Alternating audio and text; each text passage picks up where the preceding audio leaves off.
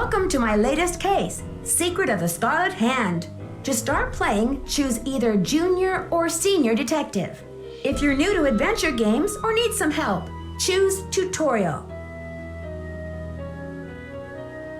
Dear Dad, greetings from the new Deputy Curator at Beech Hill Museum in Washington, D.C. I miss you, by the way. How's Africa? I sure hope this letter reaches you in Ouagadougou before you move on to Nairobi. So I got the internship. Your old friend Franklin Rose was awfully nice to submit my name to the rest of the members of the museum's board of directors. What an opportunity while I'm in between cases.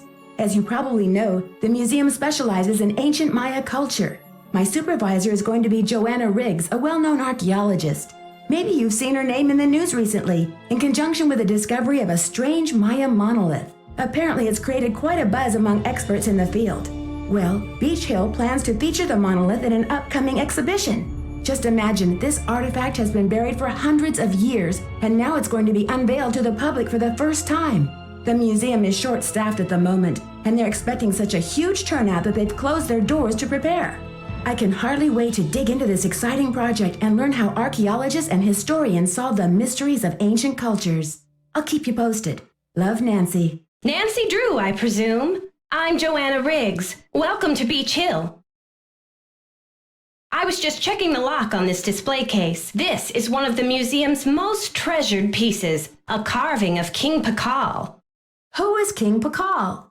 Pacal assumed the throne at age 12. Can you imagine? That was 615 AD. He ruled for 68 years at the height of the Maya civilization. Is that jade?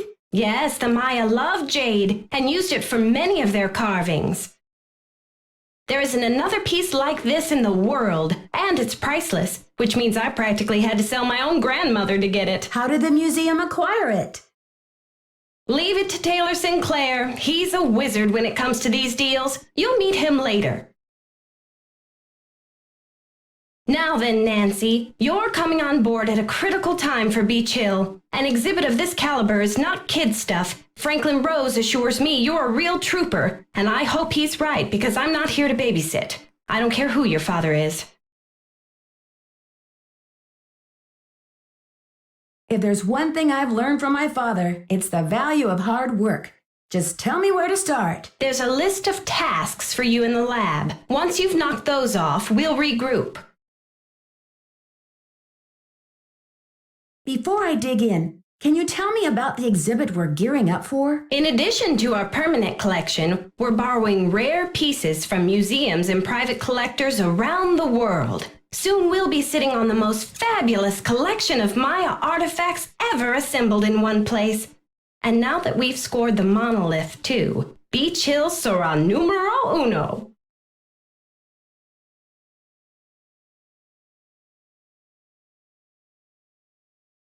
This monolith, it's an important discovery? Yes, a hot young team of archaeologists, Americans and Mexicans both, dug it out of a cave near Palenque. Every curator from here to Siberia was trying to get a hold of it, but I'm the one who closed the deal.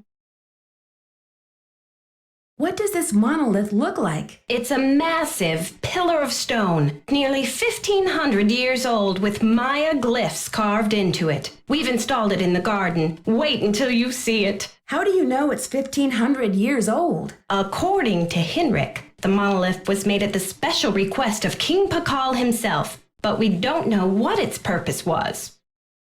Are glyphs a kind of writing? A glyph, as in hieroglyphic, is a picture that represents a word or an idea. Henrik is the human encyclopedia on the subject. How do you translate them? Henrik can help you with that. Henrik, is he on staff here at the museum? Henrik Vanderheun, world-renowned expert in Maya hieroglyphics. He's the latest addition to the Beech Hill Brain Trust. I told him I don't even want to see his pointy Vander head till he's got a translation on that monolith. Thanks for the orientation, Joanna. I'll talk to you later. Bye!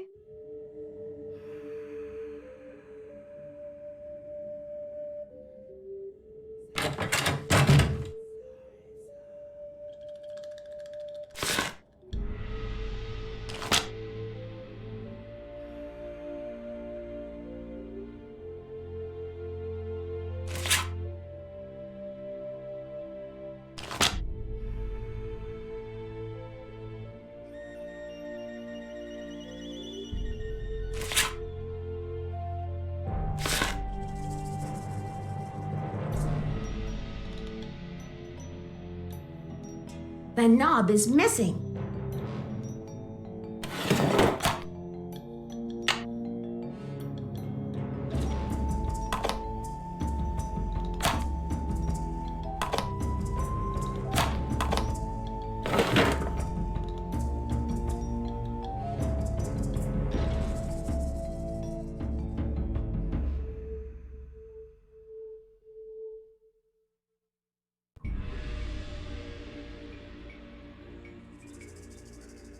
Topeka Commission for the Arts. How cultured.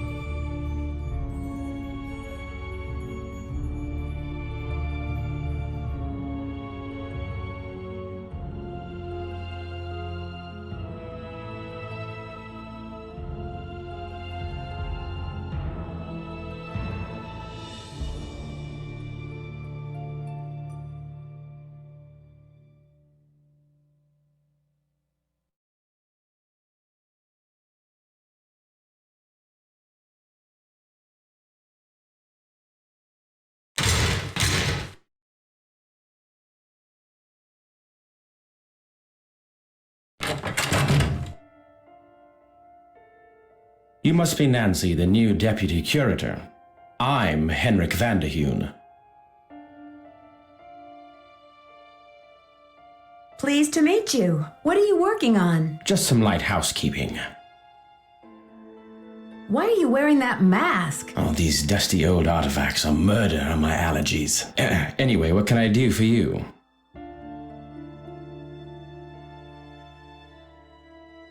I'm curious about your work. How do you go about translating a glyph anyway? It can be a complicated process, involving research, piecing lots of different elements together, and a healthy dose of guesswork.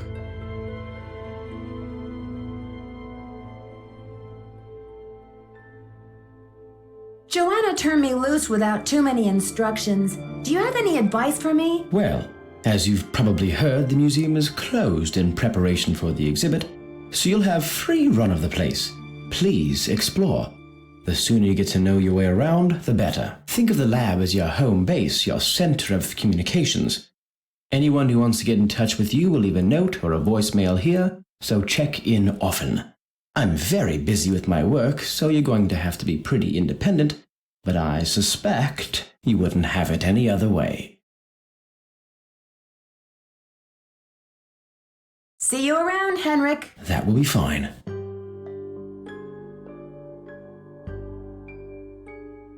I shouldn't be messing around with this without permission.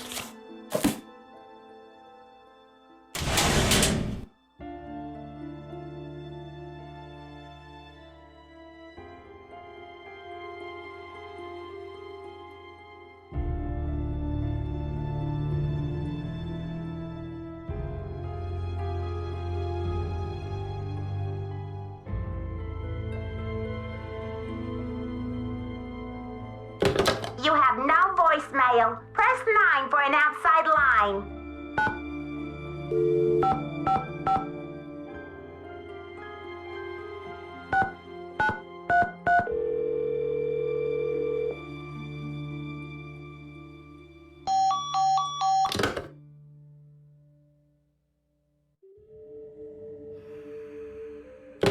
You have no voicemail.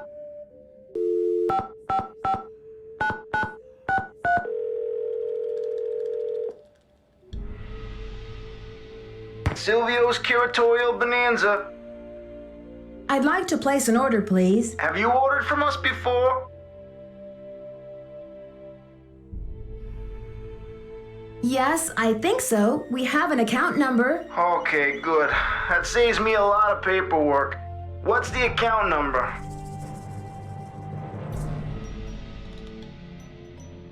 BH119K. BH119K? Beech Hill? Are you serious? That's right. I'm the new deputy curator, Nancy Drew. Well, whoop-de-doo, it's Nancy Drew. But Silvio's curatorial bonanza no longer does business with Beech Hill. I've sent all 6 of the outstanding invoices to a collection agency. And you jokers won't get another packing peanut out of Silvio Jr. ever. Do not call here again.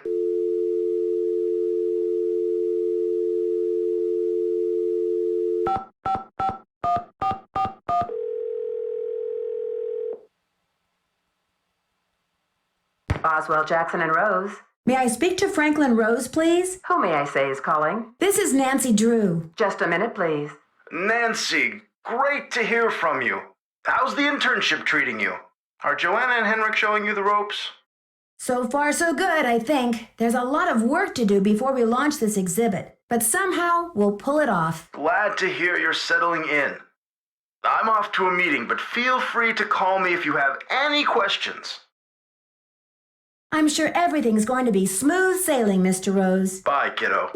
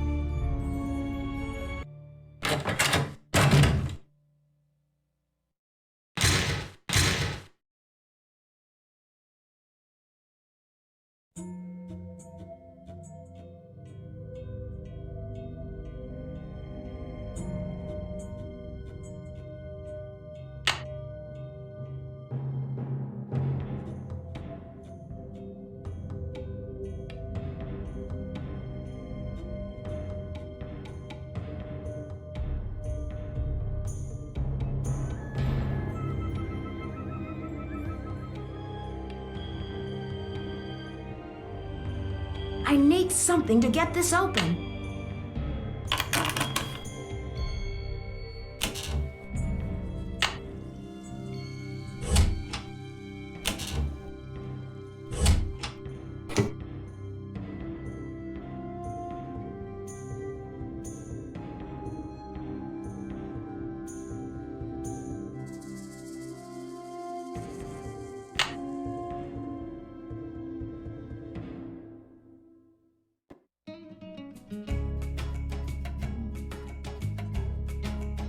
Although the geographic range of Maya cities is well known, it is difficult to determine the range of Maya influence.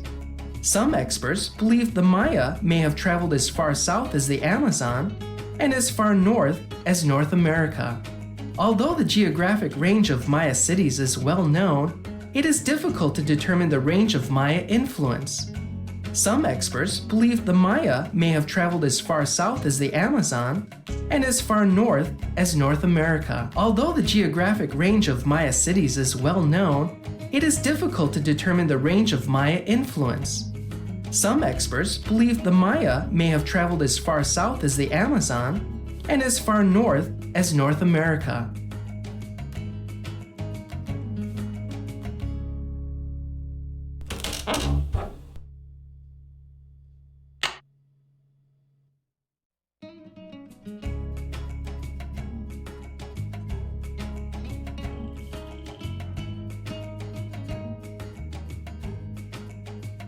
Although the geographic range of Maya cities is well known, the Maya used different methods to represent numbers. Here is an example of the numbers from 0 to 19, from top left to bottom right. Notice how some numbers are represented with bars and dots, and some are represented with pictures.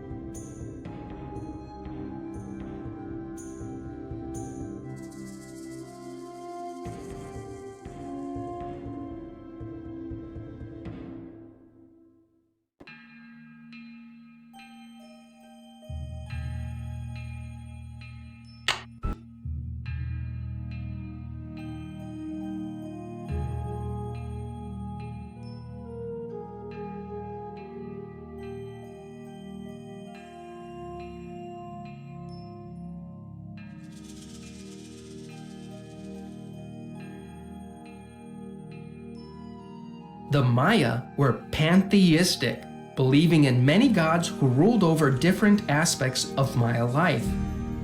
Chak was the god of rain. Ishel, goddess of the moon, presided over childbirth and basket weaving. Ahau Kin represented the sun. The Maya were pantheistic, believing in many gods.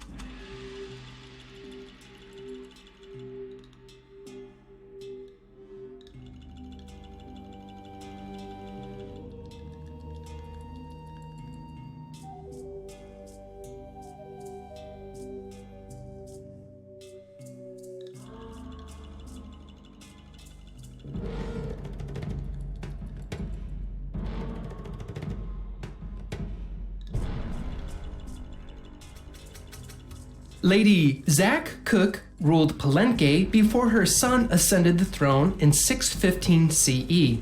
Maya tradition required that the kingship be handed down from father to son, but Lady Zach Cook broke this custom by establishing herself as a deity. This gave her the power to justify the new royal lineage. Because his mother had been deified, Pacal often referred to himself as the first true king. Lady Zach Cook. I am Lord Pacal, ruler of the mighty kingdom of Palenque. All those who come before me witness my power. Lord Pacal is considered the most influential ruler of the Maya civilization. Cultural, scientific, and military achievement flourished under his reign. As with all Maya kings, very little is known about his personal life, since all written inscriptions dealt solely with public achievements such as wars, battles, coronations, births, marriages, and deaths. I am Lord Pacal, ruler of the mighty...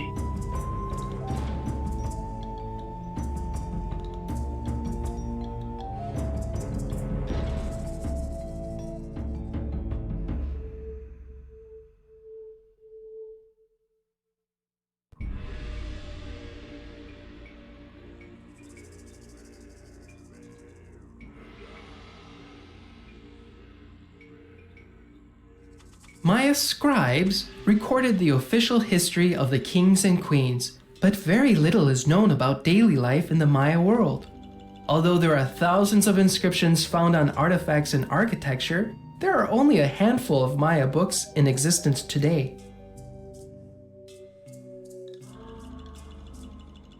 Maya scribes recorded the official history of the kings and queens, but very little is known about daily life in the Maya world. Although there are thousands of inscriptions found on artifacts and architecture, there are only a handful of Maya books in existence today. Maya scribe. Strange, supernatural creatures, sometimes called monsters, played an important role in Maya mythology. These monsters were often associated with the earth, caves, or mountains. The bicephalic monster,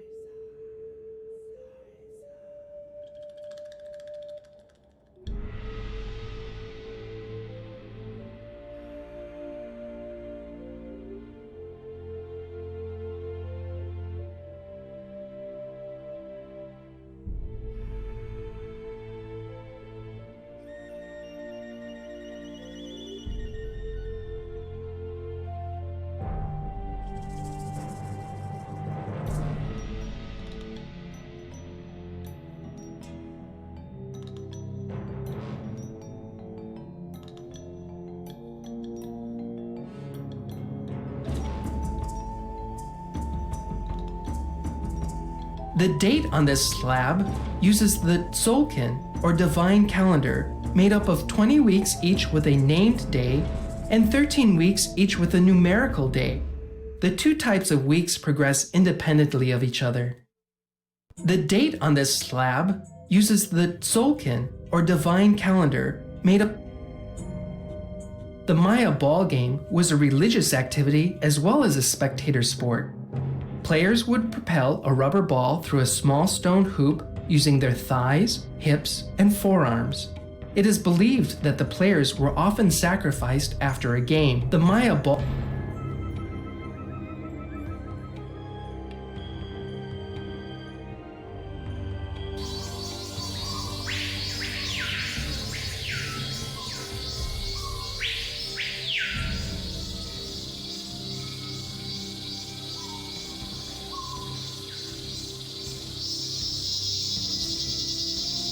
Ritualized bloodletting was a common practice among the Maya.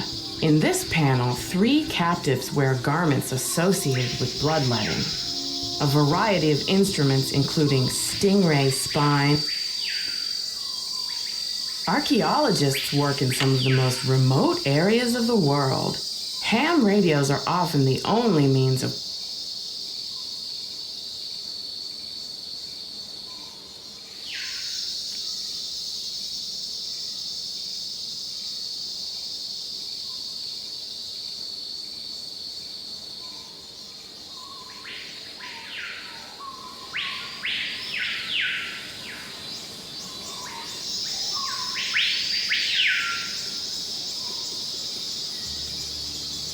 This side looks damaged. Nancy Drew, or should I say, Detective Drew. I'm Sinclair.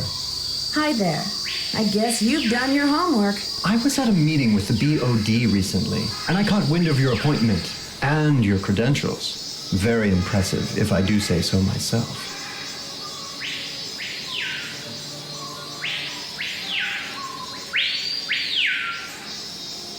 Well, I'm not on a case right now, that's for sure.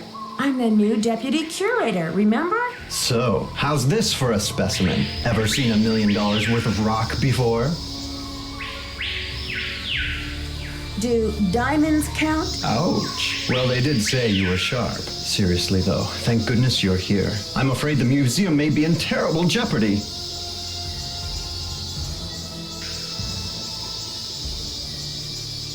Oh no! Is there something I can do? Joanna told me to butt out, but I'm so fond of Beech Hill, I just hate to see it fall prey to scoundrels.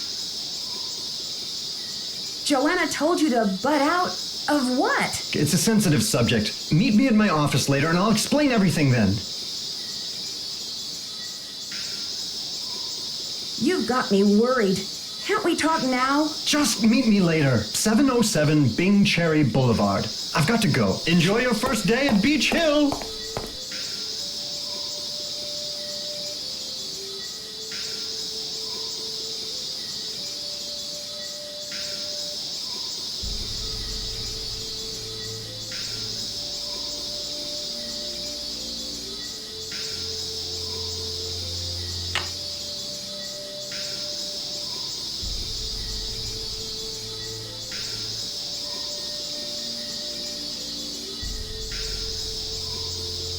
The Maya kings were often in a protracted state of war with local Cahals. Here, Bird Jaguar stands to the right as a captured lord kneels at his feet. The Cahal holds a broken umbrella, a gesture typical of a supplicating captive. The Maya kings were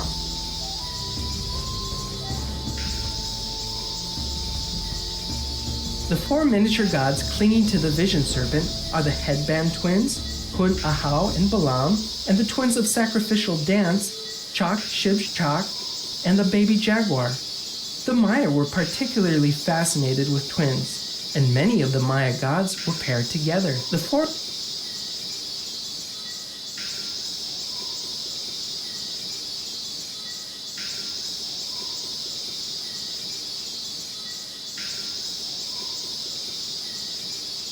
In addition to adorning themselves with jewelry and costumes, the Maya shaped their bodies to heighten their beauty.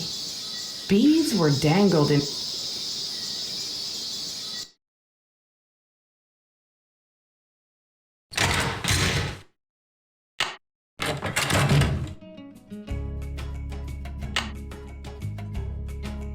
The Maya used different methods to represent numbers. Here is an example of the numbers from 0 to 19, from top left to bottom right. Notice how some numbers are represented with bars and dots, and some are represented with pictures. Archaeologists work in some of the most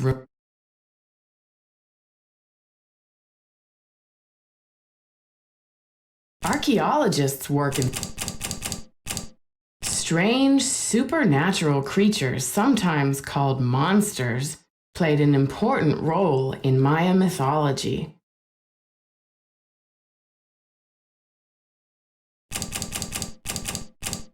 The Maya used different methods to represent numbers. Here is an example of the numbers from 0 to 19, from top.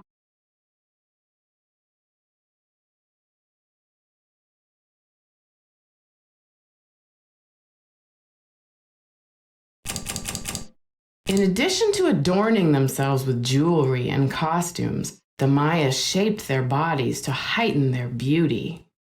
Beads were dangled in front of infants' faces to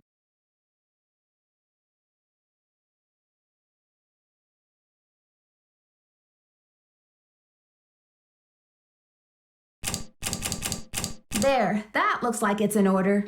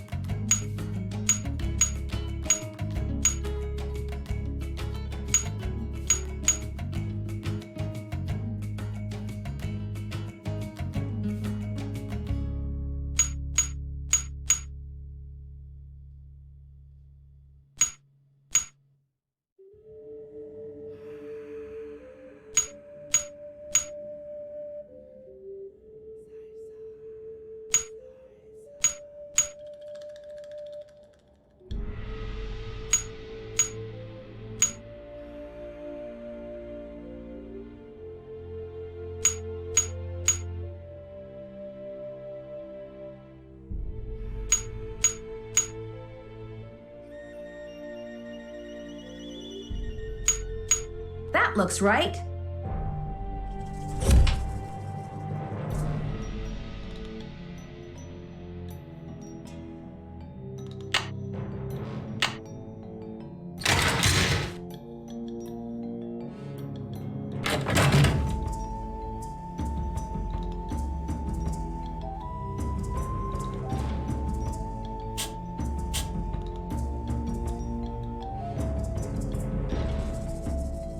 There, now I can start putting this together.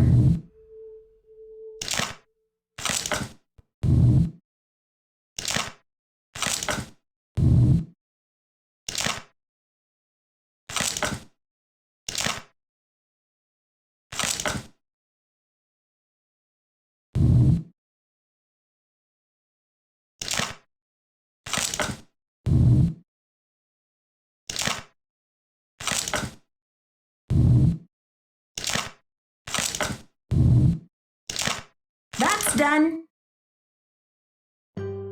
I see you succeeded in reconstructing that Maya pot. Do you know what the glyph on it means? Something like, don't play ball in the house? Place name glyphs are some of the rarest and most difficult to translate. Even most of my colleagues wouldn't have a clue about this one. But I'm a rare breed myself, Nancy, and this is one of my areas of expertise. In the words of Nicholas Falcone, come on, spill it. The glyph on that pot signifies the great ancient Maya city of Copan in Honduras. There happens to be a very important dig going on there right now.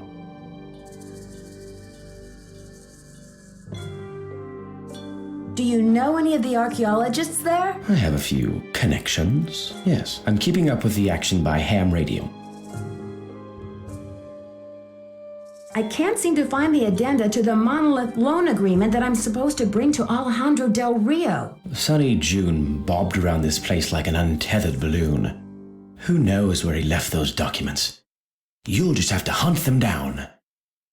And FYI, Senor Del Rio has been extremely touchy about this monolith loan, so try not to keep him waiting.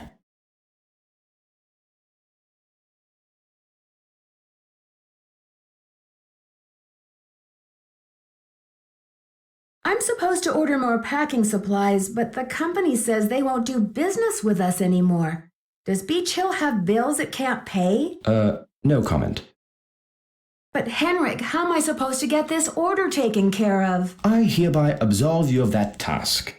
If Joanna wants things shipped, she can stuff them into garbage bags for all I care.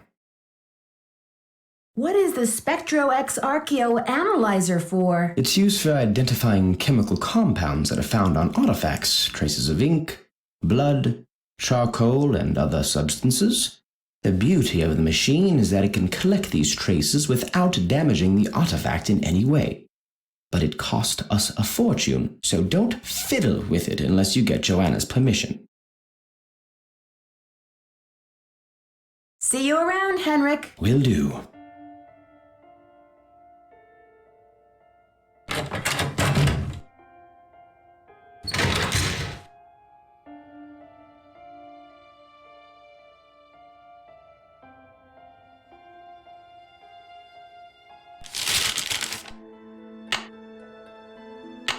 I better deliver this to Alejandro right away.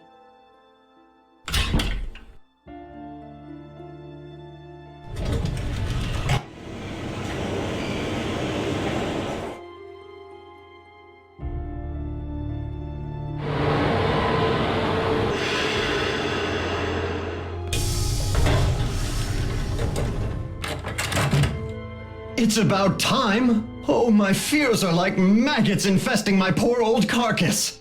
Want a cookie? They're from Oaxaca.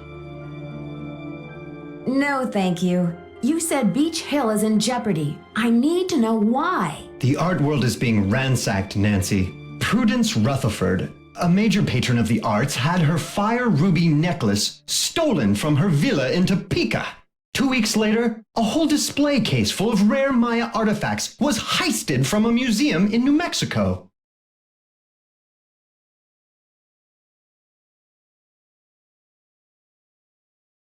Do you think there's a connection between the two thefts? Who knows? I'm just telling you, this community Our friends and colleagues, my people, are being systematically trounced by thugs. Who's to say Beech Hill won't be next?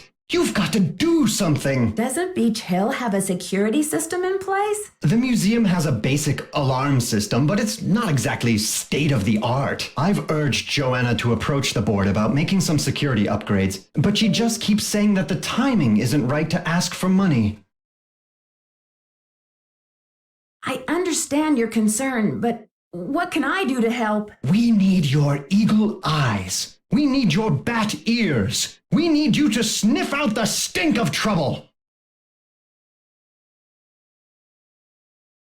I'll do my best, but it sounds like what you really need is a new breed of police dog. Don't play modest mouse with me. Modest mouse? Most people call me Nosy Parker. But anyway, tell me something about the art business. Is that a contemporary painting? You bet your socks it is. Would you believe I dug it up in my backyard?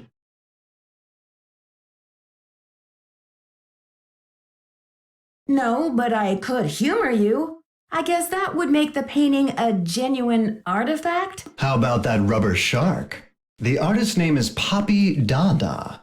She's a teenager in South Dakota. The art world is going bananas over her stuff. I'll unload that one for some serious dinero. Is Poppy Dada her real name? I don't know. I'd better get going. Thanks for stopping by.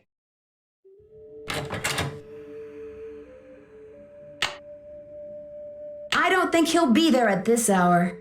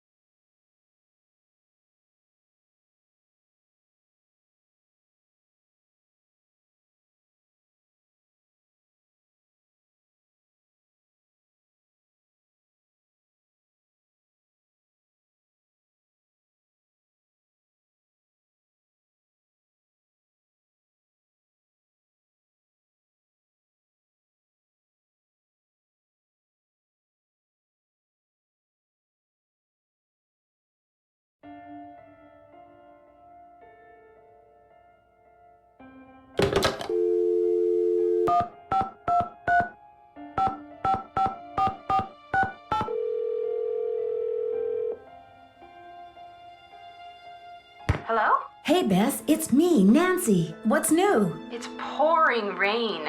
George and I are in the middle of a heated game of Go Fish, and I'm winning. Don't believe a word she says, Nancy. Last hand, I made mincemeat out of her. Anyway, we don't want to make you homesick. How's the internship going? So far, so good. There's a lot of excitement about the upcoming exhibit, especially since we have the Palenque monolith. The who? The monolith. It's a giant block of stone recently excavated from a cave near Palenque in Mexico. Apparently, it's a very big deal. They think it's 1,500 years old. So, have you seen it? This, monolith?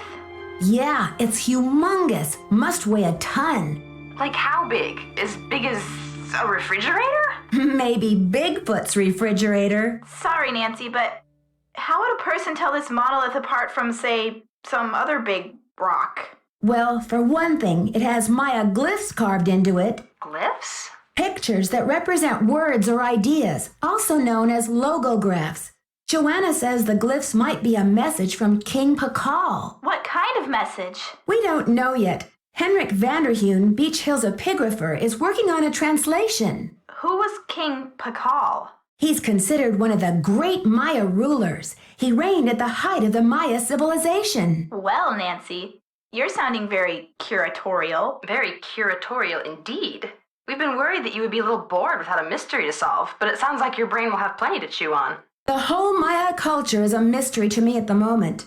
The last thing I'm going to be is bored. I'm sure of that. Speaking of kings, this card game's not over yet, Beth. Yes, well, I hope you've got plenty of bait for your fishing pole, dear cousin. Okay, you two. I'll call back later. Call back soon. Yeah, and good luck.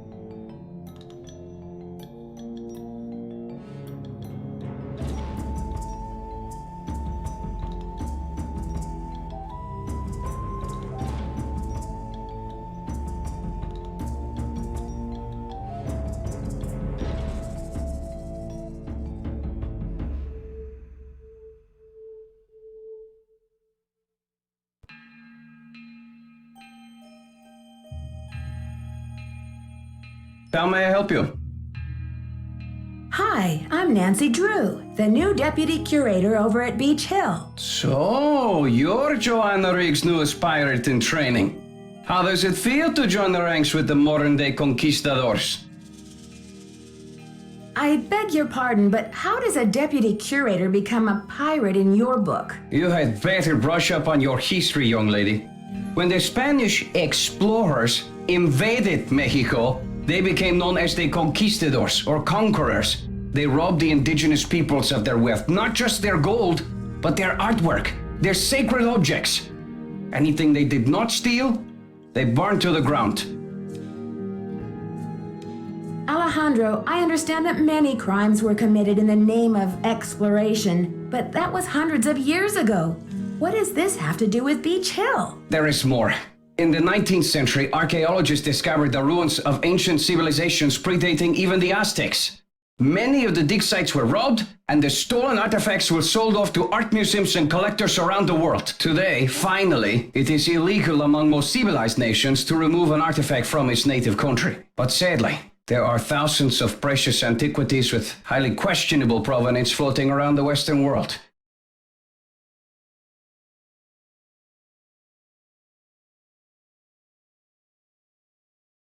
What do you mean by questionable provenance? An artifact's provenance is the story of its origin and ownership. For example, how it made its way from a temple at Chichen Itza to a museum in Washington, D.C. If the artifact's provenance reveals that it has been stolen, then that artifact must be returned to the country of its origin.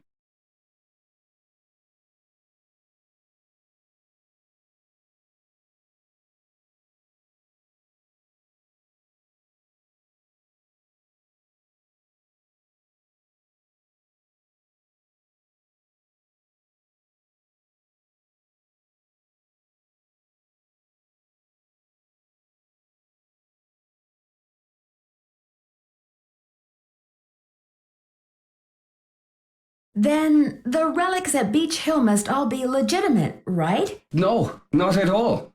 Provenance documents are often tampered with or forged to cover up the theft. Because of this, thefts continue and a great deal of art is moved on the black market even today. Unethical art dealers and greedy museum curators do nothing to stop this.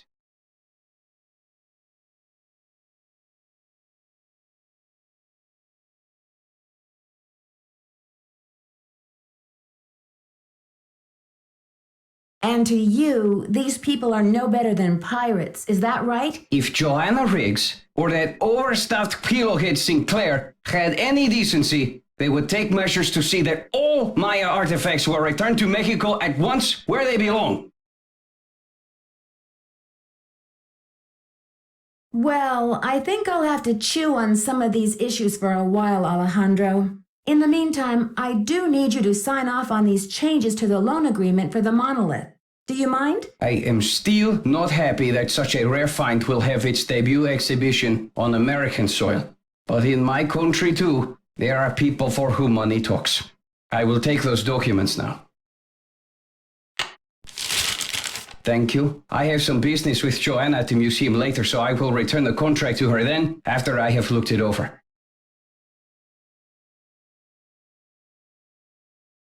Are you sure? I don't mind waiting. You may consider your mission accomplished.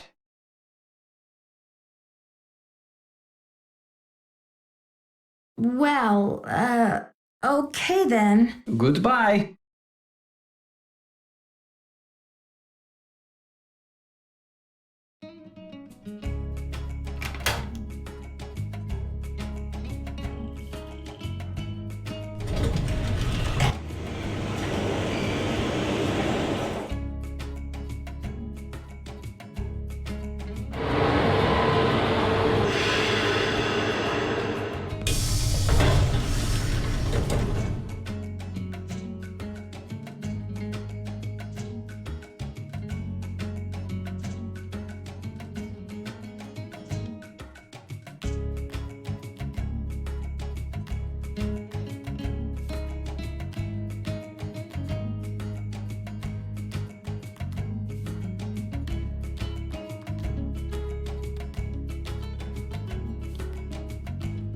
Good thing Franklin gave me the museum key.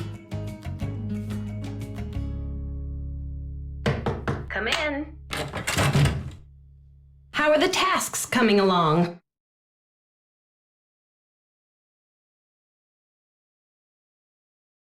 Why did you become a museum curator? I became a curator because I want to help make artifacts available to as many people as possible. That's all that matters, isn't it? Unless you're Alejandro Del Rio.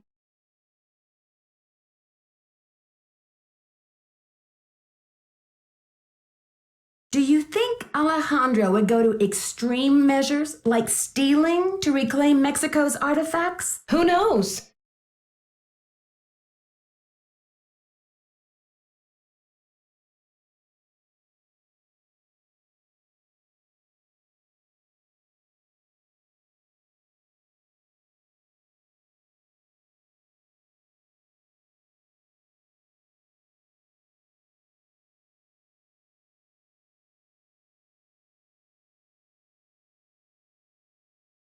When did Henrik come on board? I got an email from him one day saying he heard the news about Beech Hill getting the monolith. He said he'd drop everything to come here and translate those glyphs. He was even willing to take a pay cut. What could I say except giddy up? You're hired.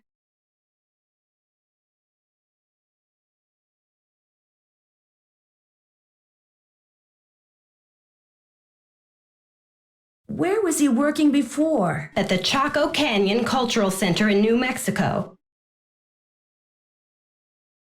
I've got work to do. Carpe diem.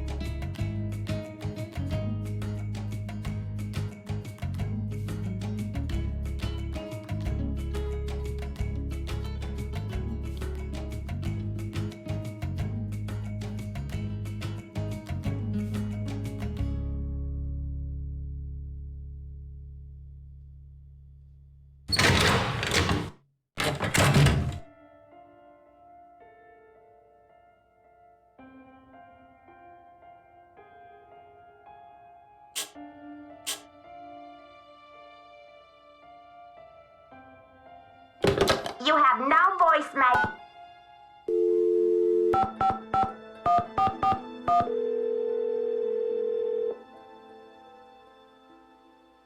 Boswell, Jackson, and Rose. May I speak to Franklin Rose, please? Who may I say is calling? This is Nancy Drew. Just a minute, please. Nancy, to what do I owe the pleasure of this call? Oops, false alarm. I'll call you later. Not a problem, dear.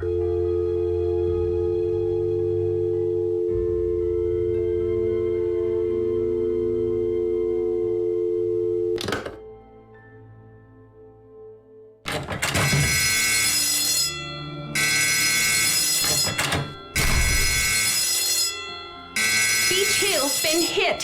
Sit tight, Nancy. The police are on their way.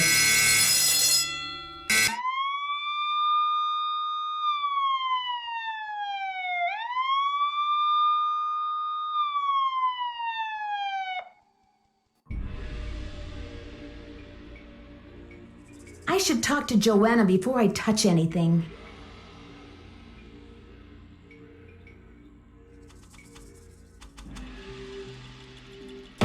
Come in.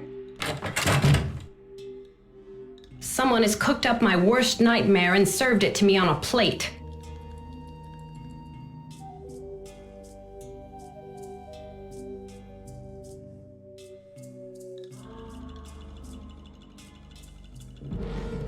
I'm sorry about the theft, Joanna. It must be a terrible loss for the museum. That's the understatement of the year.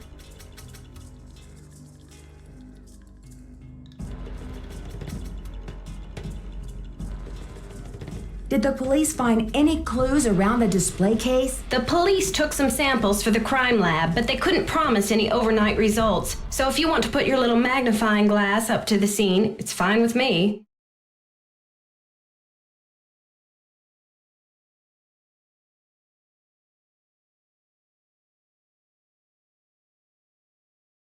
What were their initial findings? Who knows? Right now, my priority is to get a move on this insurance claim. I've got work to do. Bye!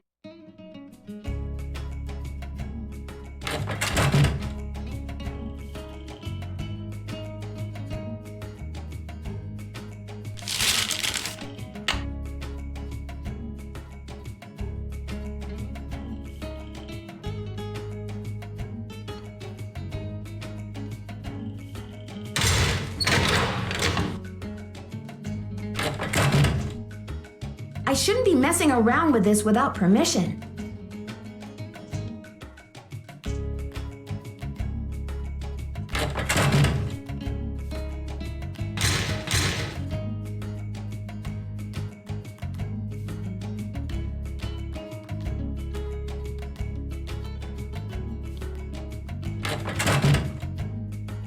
Need something? Have you seen Henrik? I found a piece of paper inside the Pacal display case. It had some glyphs on it and a print of a red hand.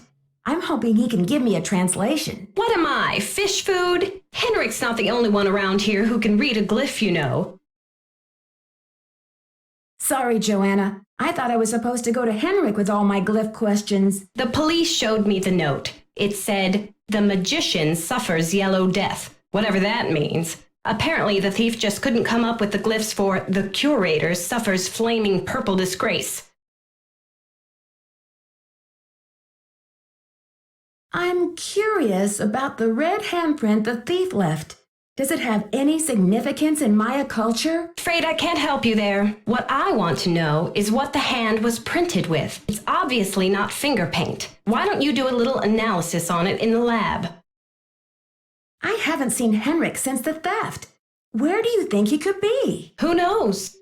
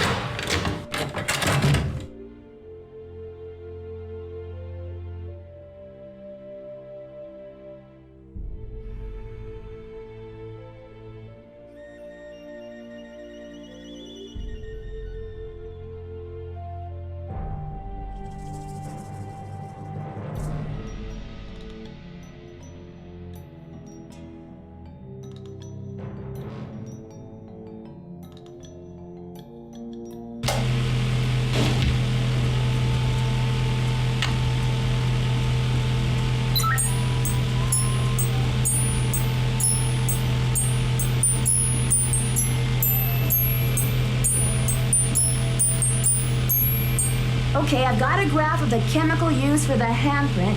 Now I've got to match it up with a known substance.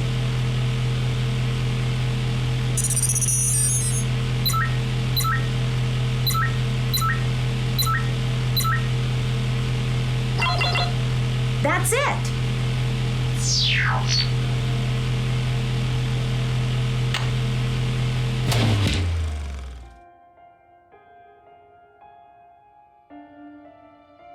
According to this chart, Hg stands for mercury.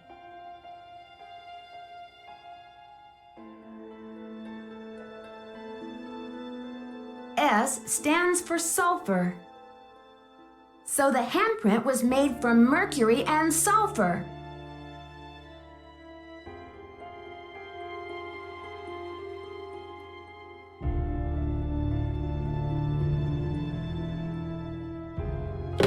You have voicemail. Press 0 to retrieve messages.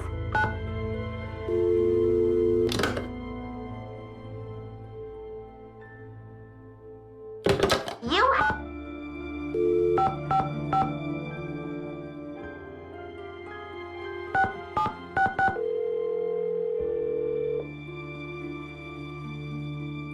Keep it real. Max speaking. Hi, I'm the new deputy curator over at Beech Hill Museum. I wonder if you could answer a couple of questions for me about our ordering history. Well, hello there, Beech Hill. Hey, you're not Sunny June.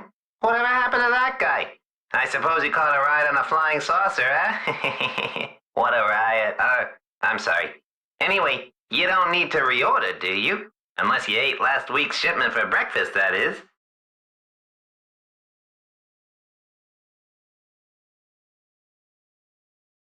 You're sure it was last week? Well, that's what it says here. Do you know who placed that order? Well, the initials on the order are JR.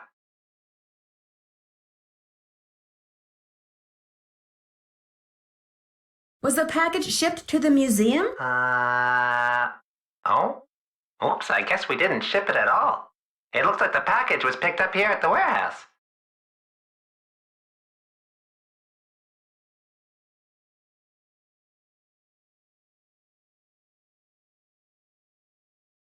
Can you remember anything about the person who picked up the package? I sure can't. Guess I must have been at lunch or something. Well, thanks for your help. Sure thing. I hope there wasn't any problem with the stuff, was there?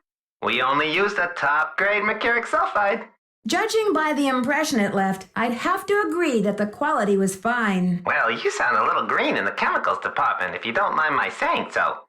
I hope you know that mercuric sulfide is highly toxic. Makes you crazy. Well, I have heard that mercury poisoning can cause hallucinations and other symptoms of psychosis. Looks like I've got another call coming in here. You give us a call in about 4 months or so when you start to run out, okie doke? And don't forget to keep it real. You have voicemail. Press... Nancy, hi. It's Franklin Rose. I'm calling because it's just... This theft is very bad news for the museum. You can't imagine the limb we went out on to acquire that Pacal carving. It's been one of the museum's main attractions. I don't want to take you away from your internship, but if you can do a little investigating, well, I think I speak for the whole board when I say we'd be very grateful. Give me a call when you have a chance. And Nancy, thanks. To replay messages, press 0. Press 9 for an outside...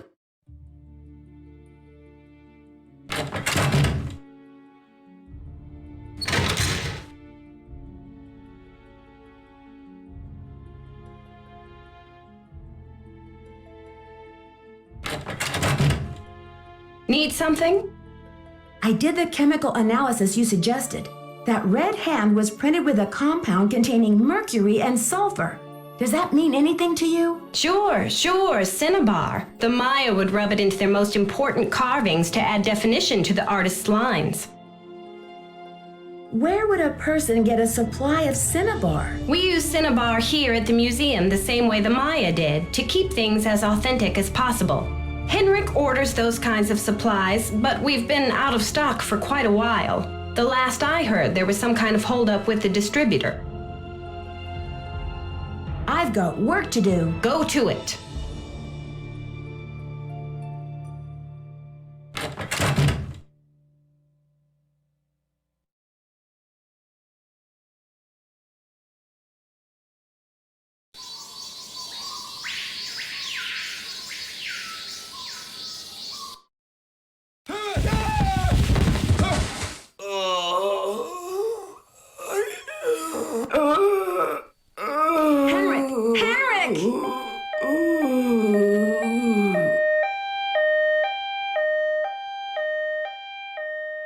Amnesia? Wow. Henrik must have taken a real nosedive off that pyramid. Do you think he just fell, Nancy? Or was he pushed? Sounds like you need to find out about hospital visiting hours. Yeah, but you'd better get the lowdown from Joanna first. George is right. She is your supervisor, after all.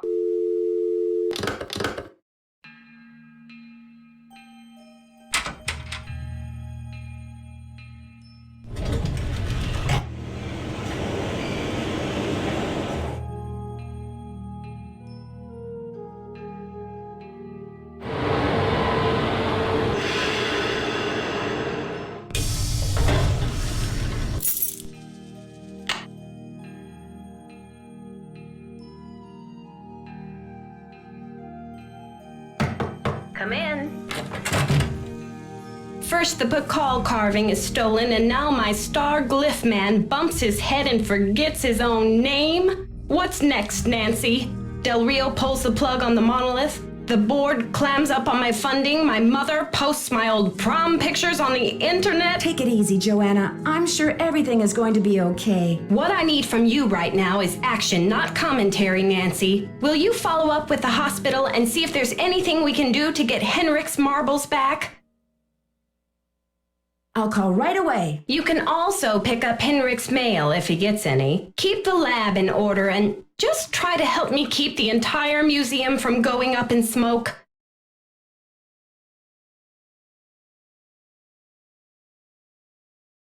I've got work to do. Bye.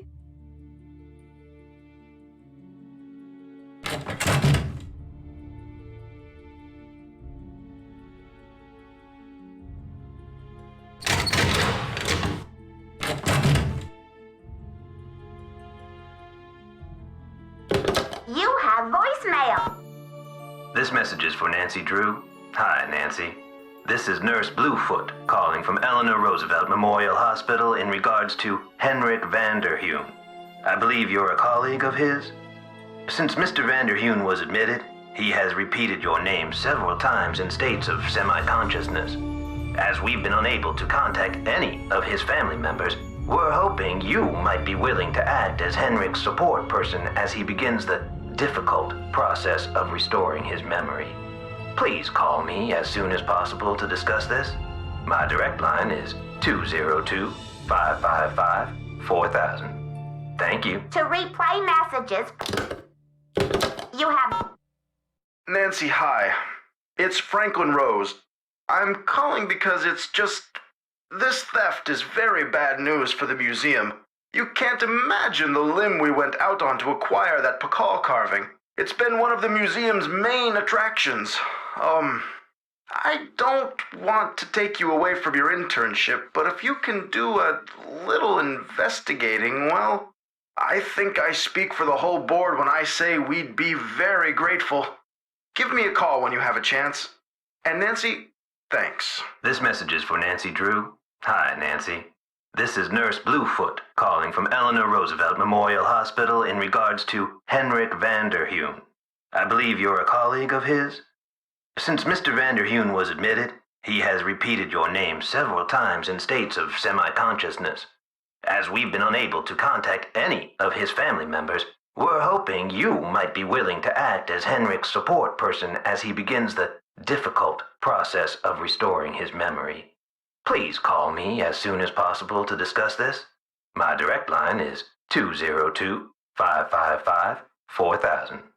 Thank you. To replay messages, press 0. Press 9 for an out.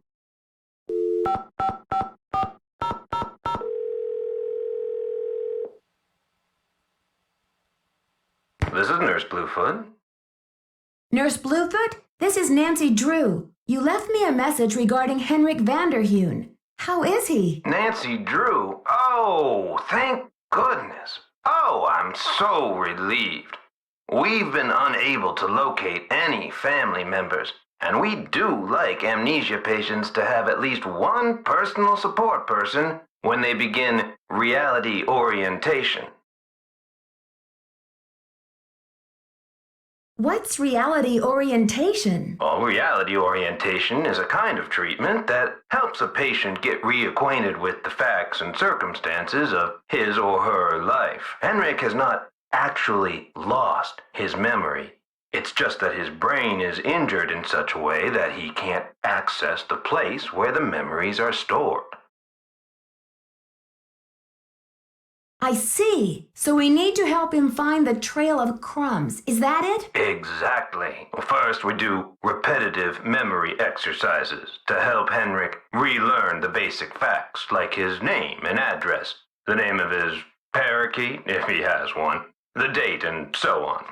Second, we try to stimulate Henrik's sensory memories in order to help trigger or find the way back to his cognitive memories.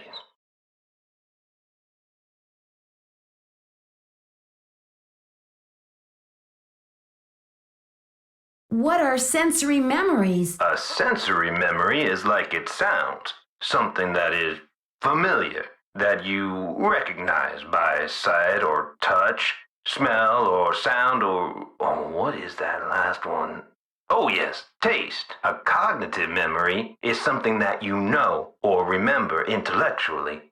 For example, how do you know the name of this planet?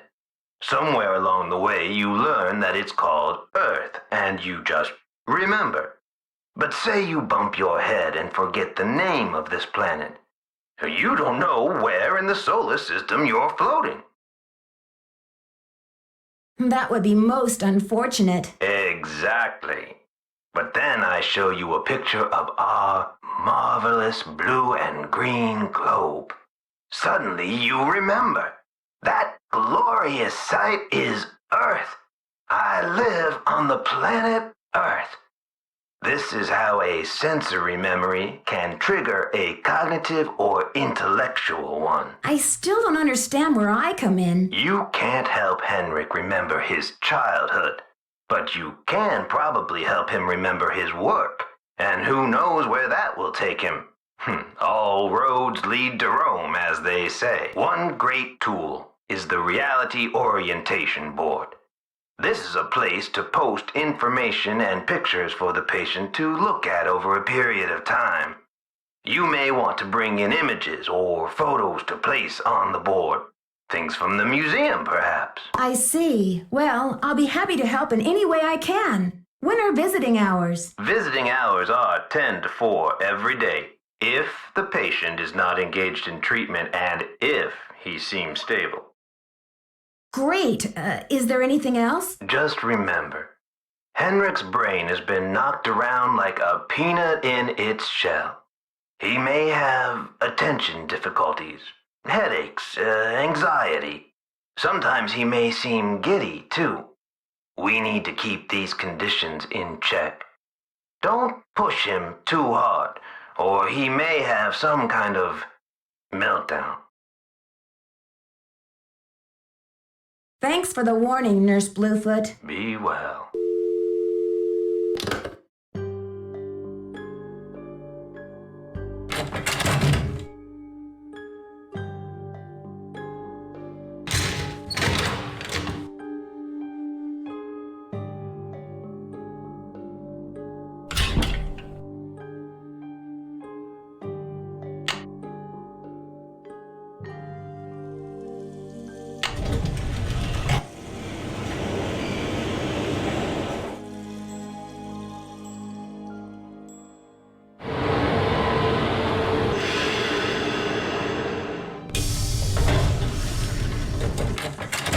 It's a fiasco, just as I feared. Oh, I'm sick about the whole thing.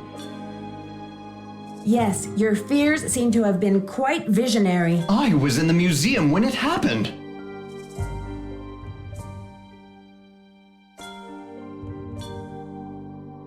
Do you think it's the same person who carried out those other thefts? That awful red hand was left on Prudence Rutherford's jewelry box in Topeka and on the display case in the museum in New Mexico. What's the chance they're not connected? What's the name of the museum in New Mexico? The Chaco Canyon Cultural Center. They had a beautiful collection up there, worth a bundle, too. I appraised some pieces for them a few years back. Do you know Prudence Rutherford personally? Oh, we saw each other at functions now and then. Poor Prudence. She adored that necklace. Why do you think the thief is leaving this red handprint? To be a gruesome scoundrel?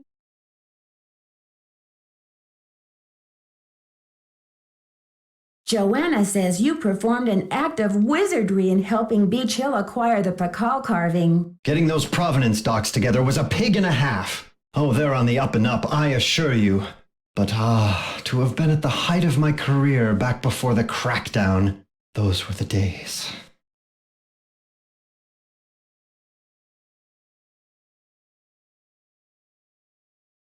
A pig and a half? Maybe sometime I'll tell you a sad story I call How Mexico Lost Its Sense of Humor. Not today, though, Nancy.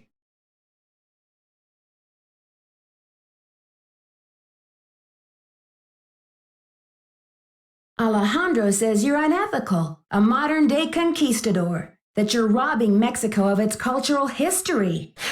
And I say Alejandro is the real bully of the playground, a lunch money extortionist who loves nothing more than to see the other boys and girls go hungry. There was an incident at the museum. Henrik is in the hospital with a head injury. Poor Henrik. Another squabble between him and Joanna, perhaps? Oh, I'm kidding, but I do remember the time she threatened to push him in the pond.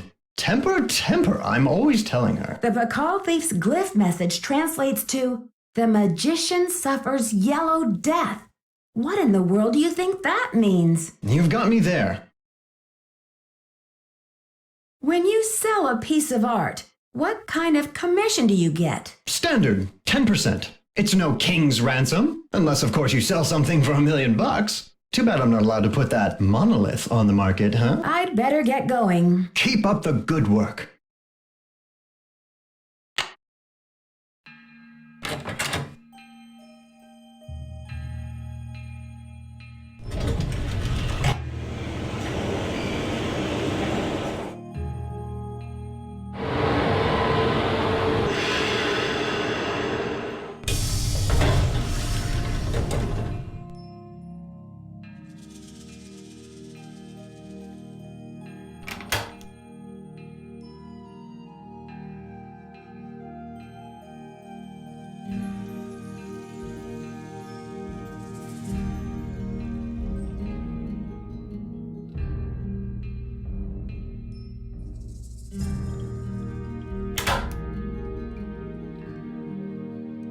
Hello, Nancy.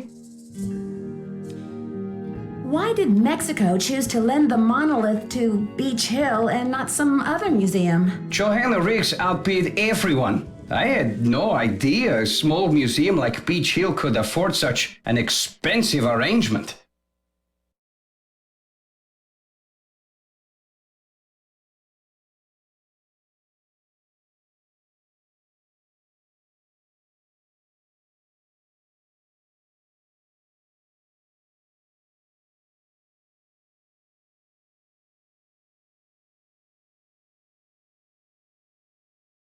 Have you heard? Henrik Vanderheun fell off the pyramid at the museum. He's in the hospital with a mysterious head injury. That is terrible news. I hope it's not too serious.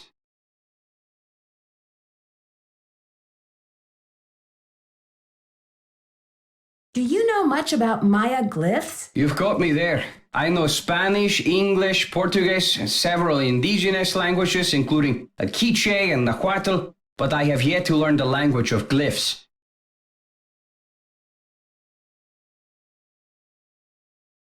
Do you consider Henrik a conquistador, along with Joanna Riggs and Sinclair? Henrik is a student of my culture and my heritage, not trying to buy and sell it. We don't agree on everything, especially not baseball, but I have nothing against him.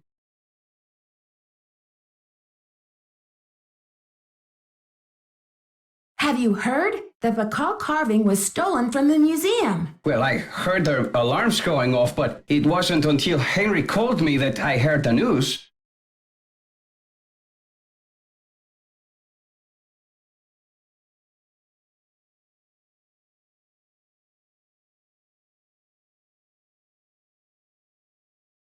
So you were in the museum at the time? I was dropping off the monolith agreement for Joanna as I said I would.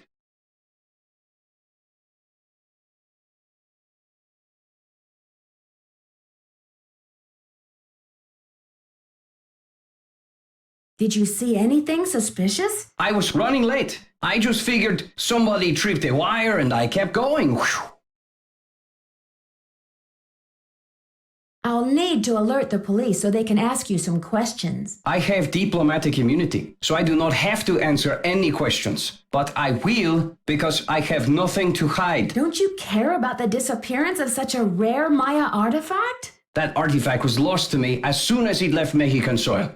So my friend Pacal goes underground for a while until he is sold again. Suddenly, he turns up in Amsterdam or Hong Kong. Unless he is rightfully repatriated to Mexico, what's the difference?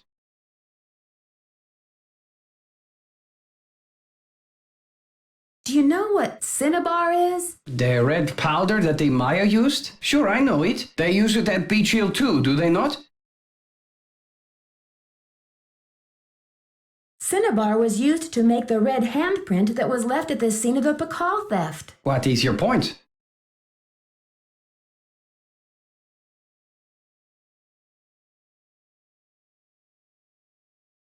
Joanna said the museum didn't have any, but the supplier said she ordered some last week. Have you called the police? I don't want to jump to conclusions. Of course. Sister Joanna couldn't possibly be a thief now, could she? I should get back to the museum. Adios, Nancy.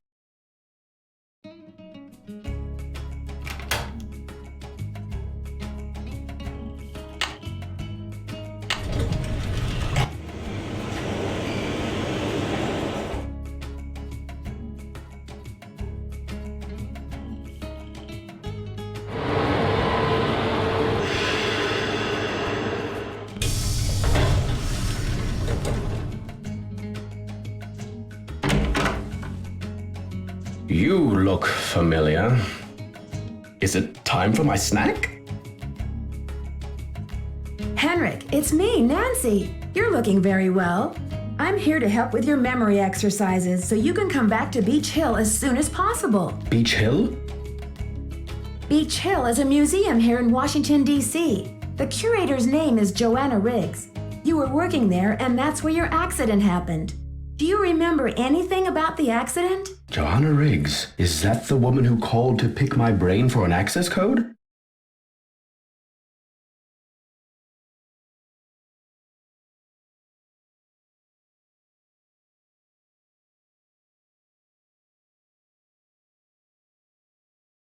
Joanna called?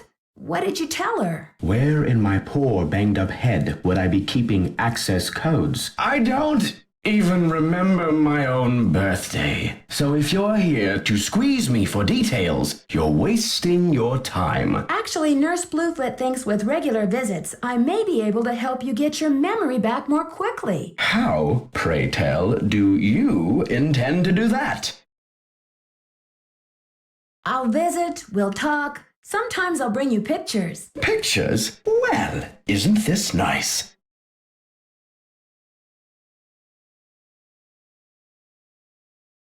Come on, Henrik. You'll feel much better once things start coming back to you. I've got a picture with me if you'd like to give it a try. Fine, I'll do it.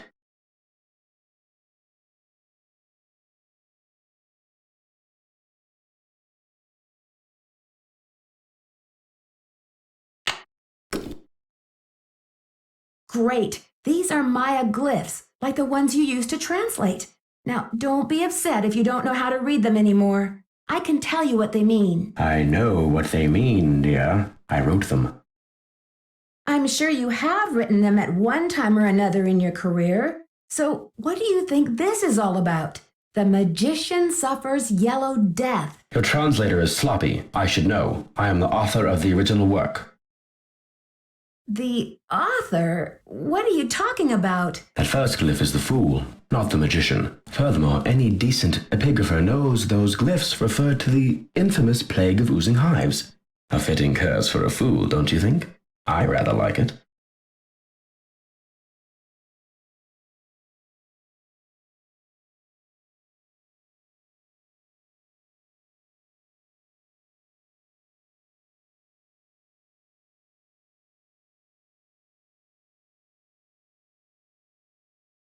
If you wrote this note, then you must have stolen the carving of King Pacal. Did you? I don't remember.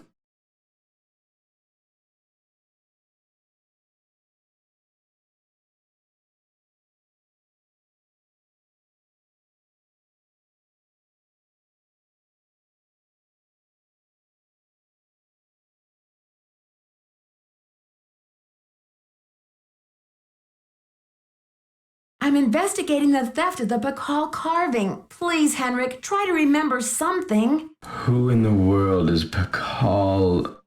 Oh, my head. Oh, the pressure. I can't take any more today, Nancy.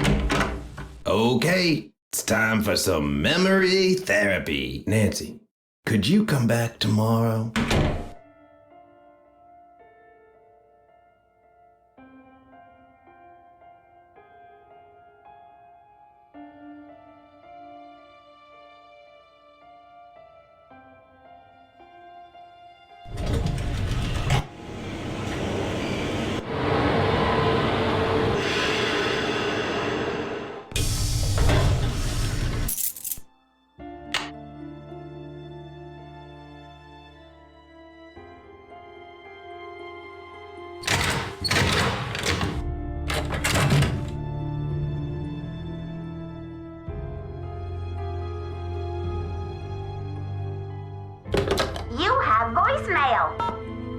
Nancy, it's Joanna. The police are done giving me the 3rd degree, but now the board has suspended me. To make a long story short, I'm forbidden to set foot in the museum. Could you please call Franklin Rose and try to reason with him? If we don't get a move on, this exhibit is going straight down the tubes. To replay messages, press 0. Press 9 for an outside line.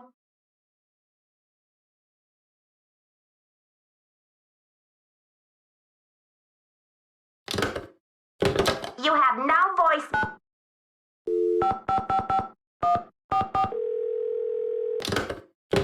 You have...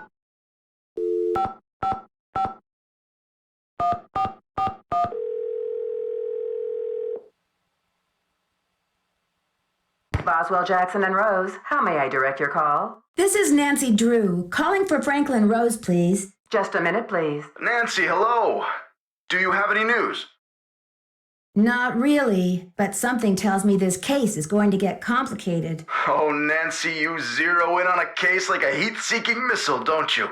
I feel so much better knowing you're going to follow up on every lead.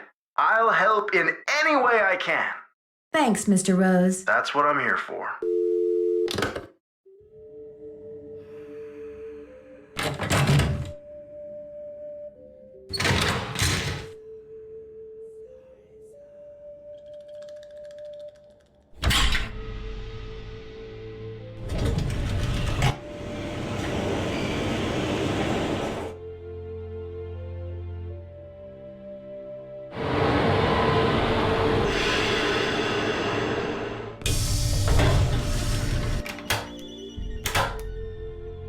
Buenos dias. Have you heard? The police received an anonymous tip and they're considering Joanna a prime suspect in the Pacal theft. They've taken her in for questioning. I called in that tip. She lied about the cinnabar, and you may not know this, but she has jeopardized the museum's finances with all of her wheeling and dealing. Why should she not be questioned? How did she jeopardize museum finances? I am not at liberty to say. I should get back to the museum. Goodbye.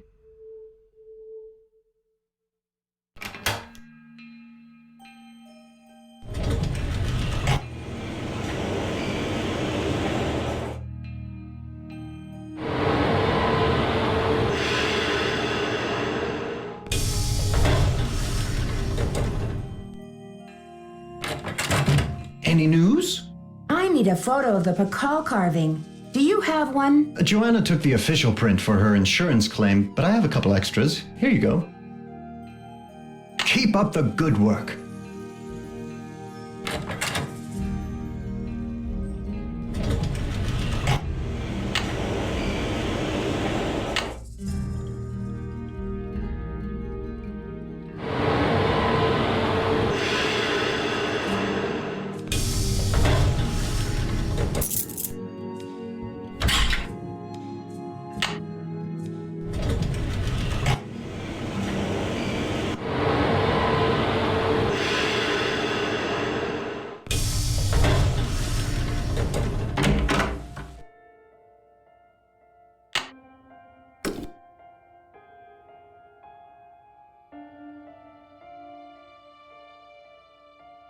Well, look who it is.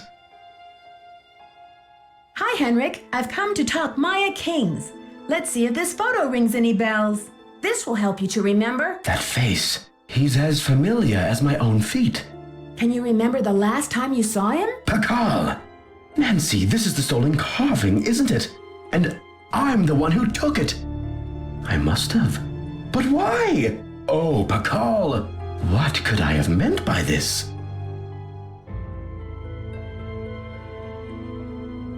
If you're remembering correctly, this is a serious crime, Henrik. You've got to tell me why you did it. I can't remember.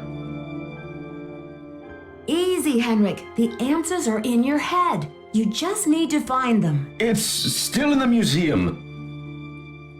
Are you sure, Henrik? Did you plan to sell the Pacal on the black market? To protect him. I had to protect him. Oh, Pacal! Something is going on at that museum, a devious plot. I was the only one who could stand in the way. Whose plot is this? Is it someone who's involved with the museum? Forgive me, Nancy, but when I woke up in this hospital bed, I didn't even know my own name. Perhaps the only thing I can offer you is this key. It was found in one of my pockets when I was brought in. Maybe that key goes to the lock where you hid the Pacal. I haven't a clue.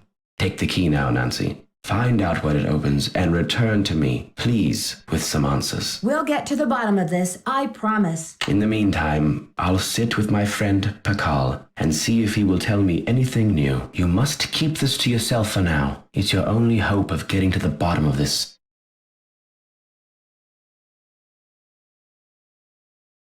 You rest up. I'll be back. I'll do my best.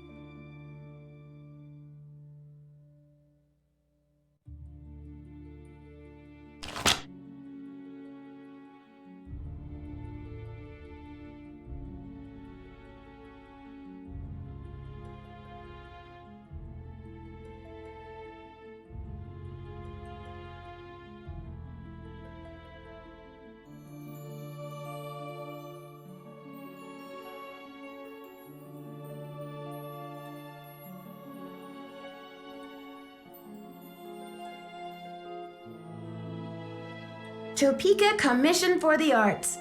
That's one of the museum's donors.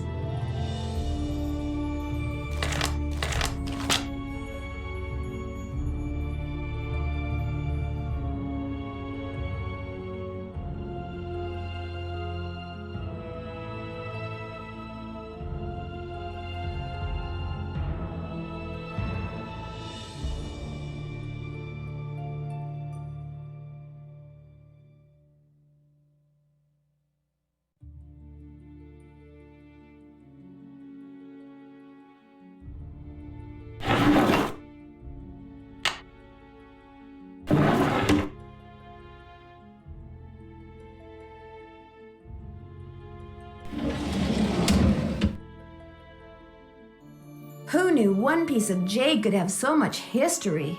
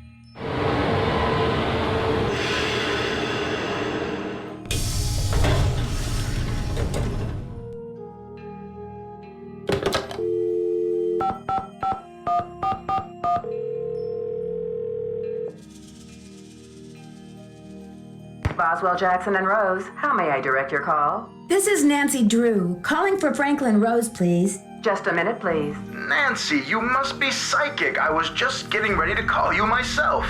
As a matter of fact, I have been brushing up on my mind reading. Well, thank goodness I've got you on my side. I feel I should apologize for the situation that's going on at the museum, dear. I really did think we were setting you up with a nice little internship, a breather from your casework. But instead, it looks like we've fed you to the lions. Don't worry, I'm used to it by now. And after all, this situation is no more treacherous than my recent attempt at a ski vacation in Wisconsin. Anyway, about Beech Hill. I think I know what you're going to say, Nancy. Let me be frank.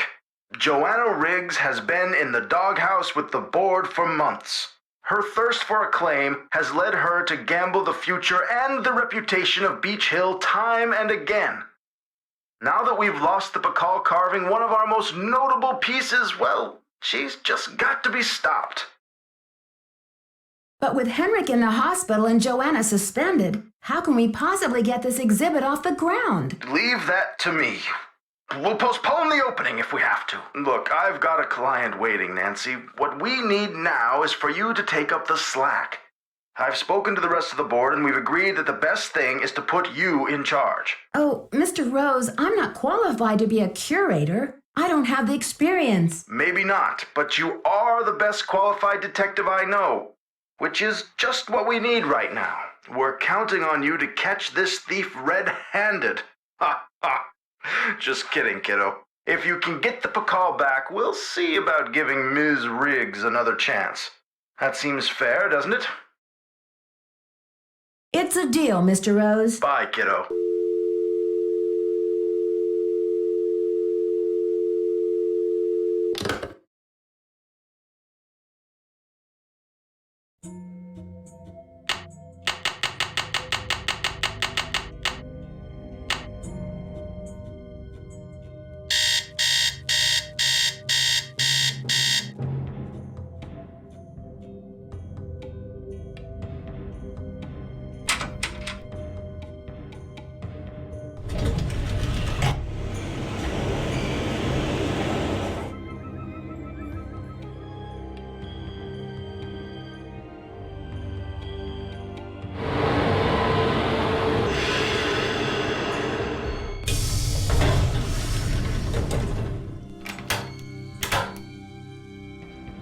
Buenos dias.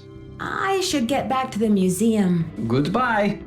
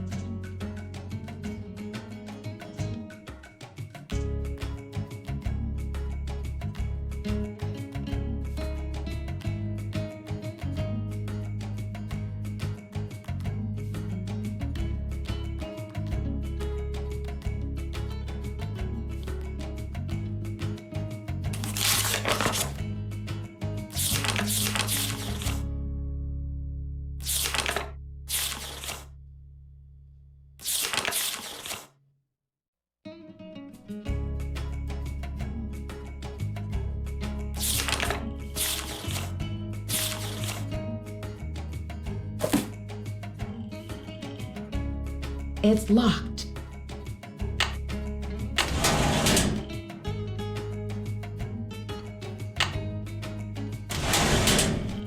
It's locked.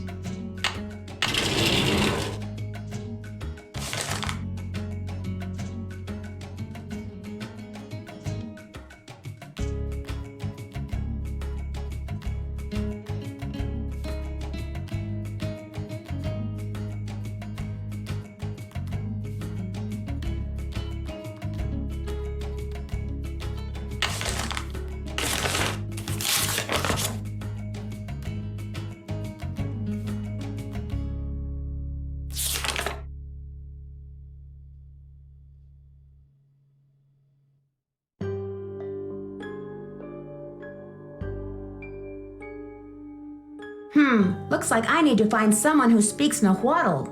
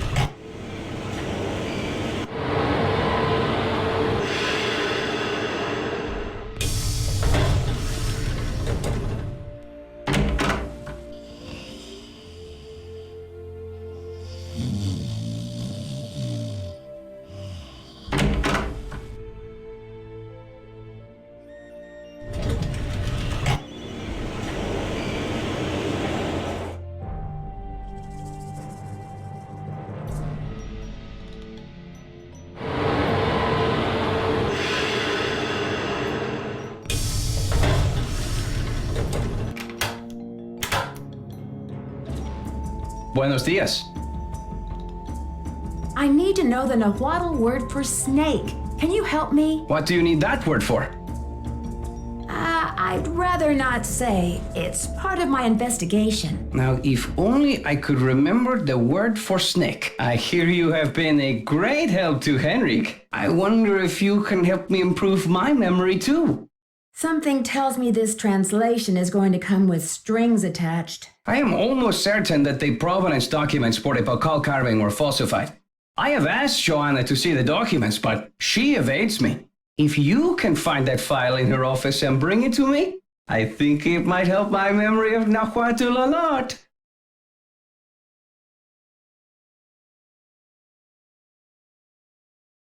What makes you think they were falsified? In Mexico, it is common knowledge that the carving was stolen from Pacal's tomb when it was first excavated. But no one has been able to prove it. If I can determine that the provenance documents are a fraud, this will be the first major step toward legal repatriation of the artwork, whenever and wherever it resurfaces. I guess I hadn't thought about it like that. I feel my nahuatl coming back to me already. Do you know what Sihuapili means? Princess or lady. Now, if only I could remember the word for snake. I should get back to the museum. Goodbye.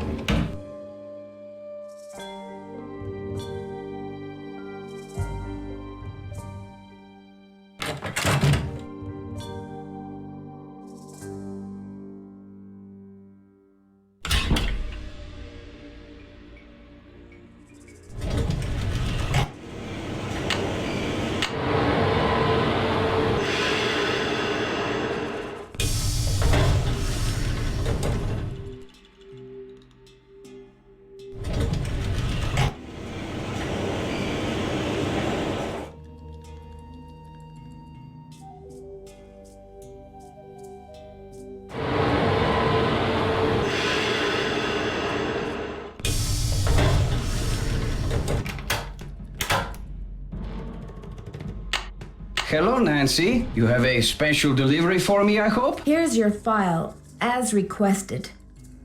I should hand over the paperwork.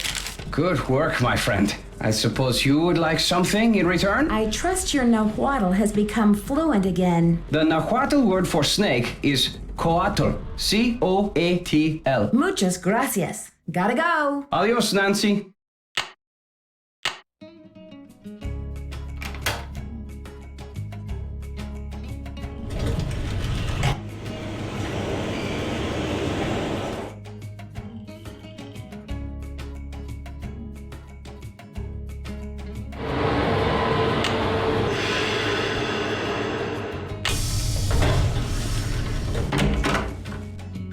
Nancy, you have brought me back to my work. You recognize the riddle then? I've been working like a fiend. Look at the board.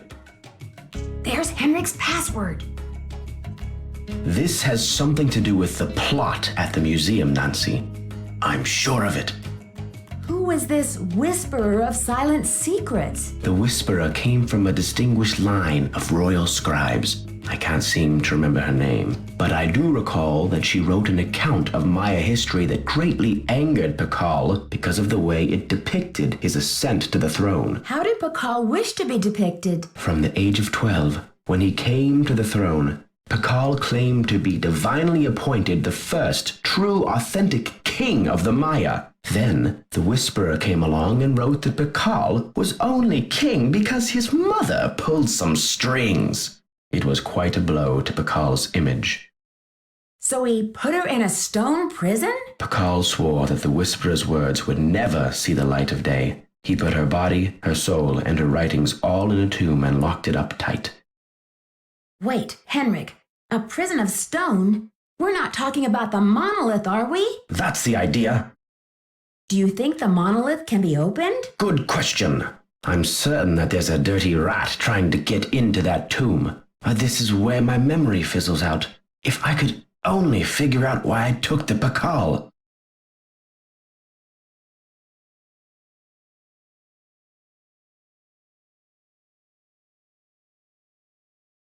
Do you think there is anyone I can trust? Please don't breathe a word of this. There's too much at stake.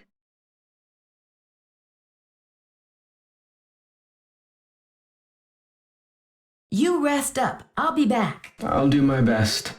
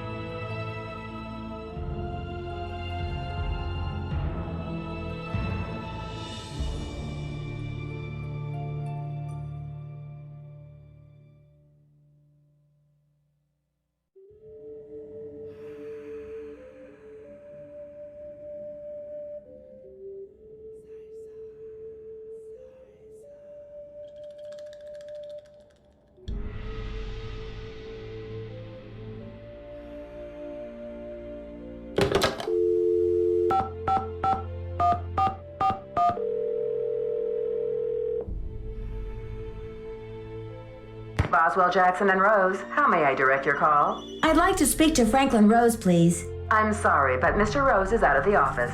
Would you like to try back later? Sure. Thank you for calling Boswell, Jackson, and Rose.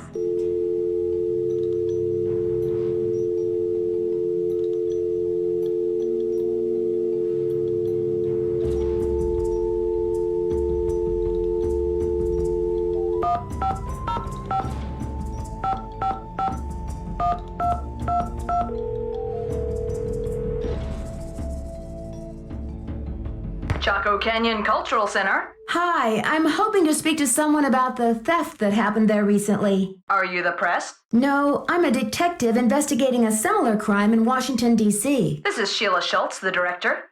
What would you like to know? My name is Nancy Drew. I'm calling from the Beech Hill Museum in Washington, D.C. I understand you had some rare Maya artifacts stolen recently. That's right. It's a terrible loss, and the police here have no leads. Beech Hill was robbed too. We lost one of our prized jade carvings. I'm very sorry to hear that. I'm wondering if the robberies are connected. Do you mind if I ask you a few questions about the incident at Chaco Canyon? Fire away. I heard the thief left a red handprint at the scene of the crime. Is that true? Yes. It was very gruesome.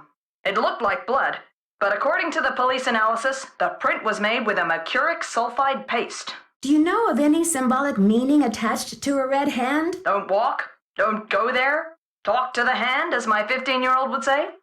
Really, I haven't the slightest idea. What types of artifacts did the thief get away with? Only the center's most prized pieces. The case contained 5 pre-Columbian artifacts that were excavated right from this area.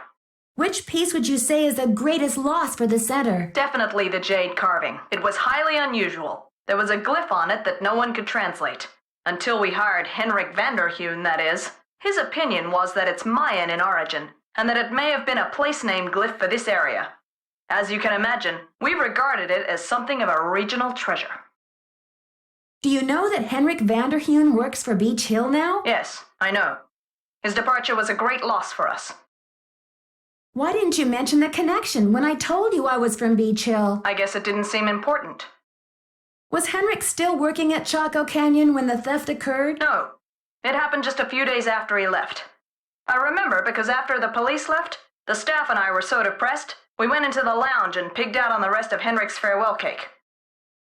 Was Henrik on good terms with Chaco Canyon when he left? Well, it was awfully abrupt.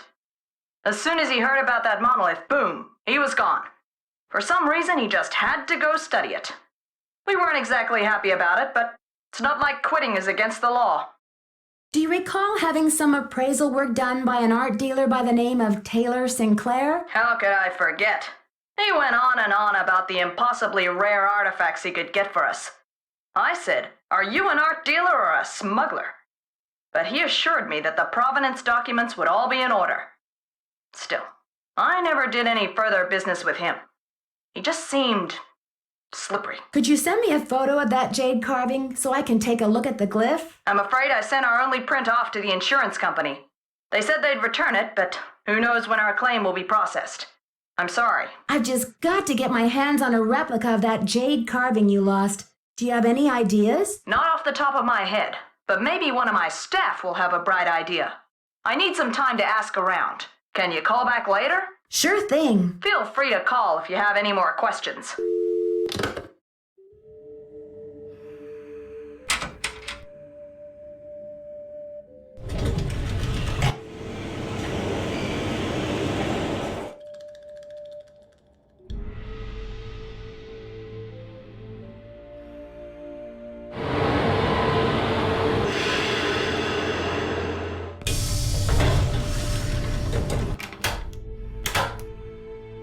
Hello.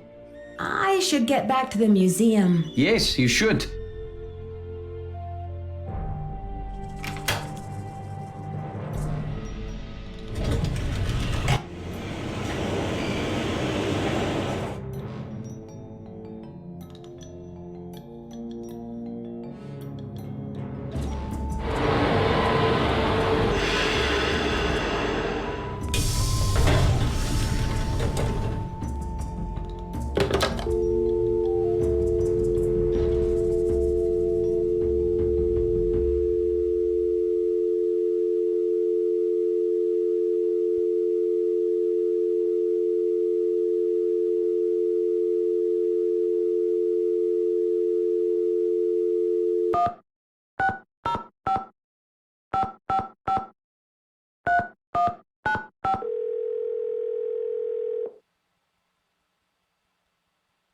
Daddle residence.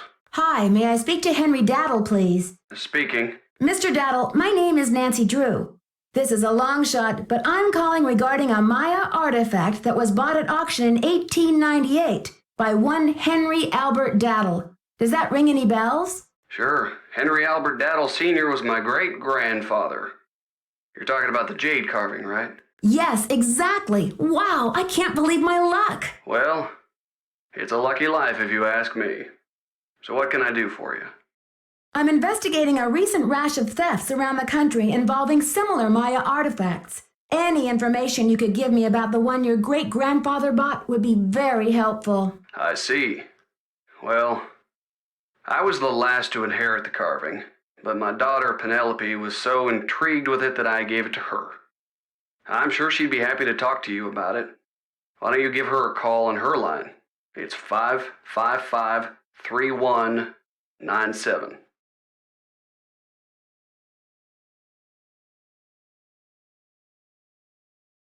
Will do. Thanks, Mr. Daddle. My pleasure.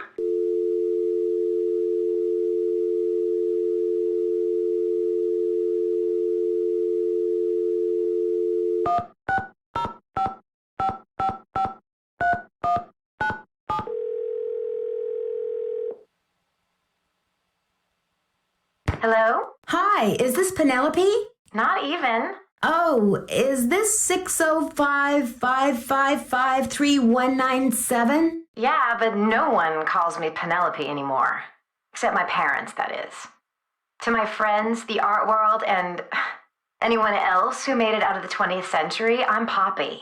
The art world? Wait, you're not Poppy Dada, are you? Ta-da! Ping ping! You win! Who's this? My name's Nancy Drew. I'm a detective. A detective? No way. So do you get to wear a sassy tweed hat and pick hairs off dead bodies and gross, creepy stuff like that? I don't run into too many dead bodies, luckily, but there's plenty of other creepy stuff. So, where'd you get my name? Don't tell me I'm like wanted by the FBI or something. That would be too scandalous.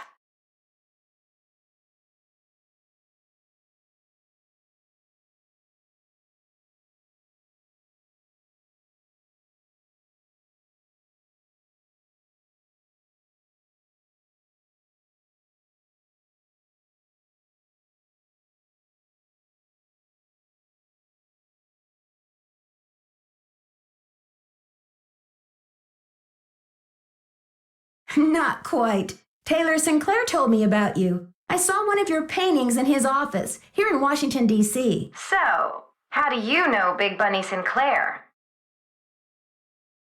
Taylor and I are both affiliated with Beech Hill Museum, also in D.C. Has Taylor been pushing those Oaxacan cookies on you?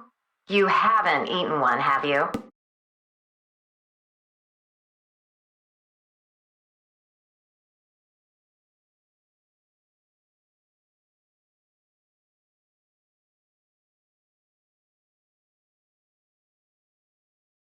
So far, I've managed to politely decline. I take it you advise against them? Let's put it this way. His trip to Oaxaca was about 2 years ago, and he's been trying to move those rancid lard biscuits ever since. Aha! My suspicions are confirmed. I'll put that in my case notes. That's hot. What's a case? Are there dead bodies involved? Do you need to, tap my phone or impersonate me or something? Someone is stealing Maya antiquities, jade carvings to be exact, and leaving this scary red handprint at the scene of every crime. Ghastly. So, what's with the red hand? It seems like some kind of threat, but to whom? And what is this thief really after? It's more than money, I'm sure of it. Drama. So, where do the daddles come in?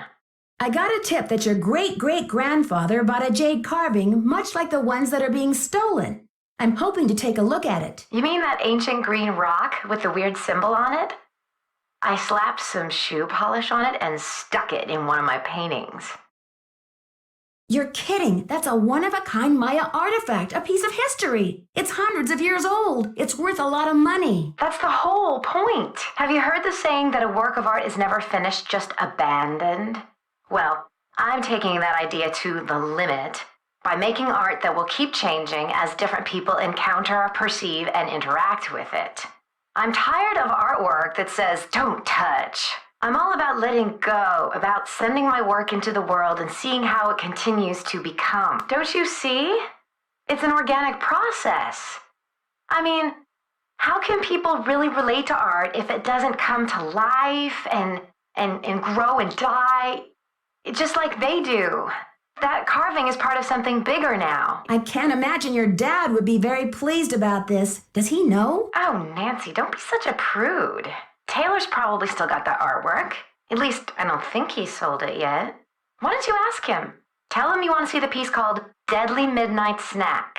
It's the one with the rubber shark. The one with the rubber shark. Yes, I've seen it, but I didn't notice any jade carving. Well, take a closer look there, sweets. It's in there. If you really need the carving to crack this case, why don't you just go ahead and take it? But wouldn't it ruin your painting? Of course not. After all, this is a chance to enact exactly what I've been talking about. The organic process. Inviting my viewers to interact with my work.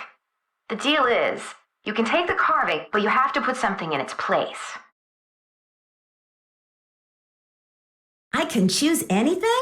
A light bulb? A magnifying glass? A pair of headphones? No, it should be something more organic. Stay with the title, Deadly Midnight Snack. And don't be afraid to go way out. As an artist, I can tell you that inspiration bites in the most mysterious ways. Okay, Poppy, if you say so. Right on. But let's keep Taylor out of this. He'd probably blow a gasket if he saw you tampering with the merchandise. That's all art is to him, you know. Merchandise.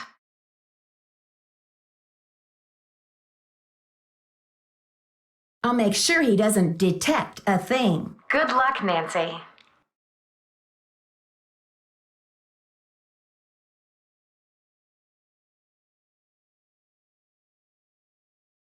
Thanks, Poppy. Bye.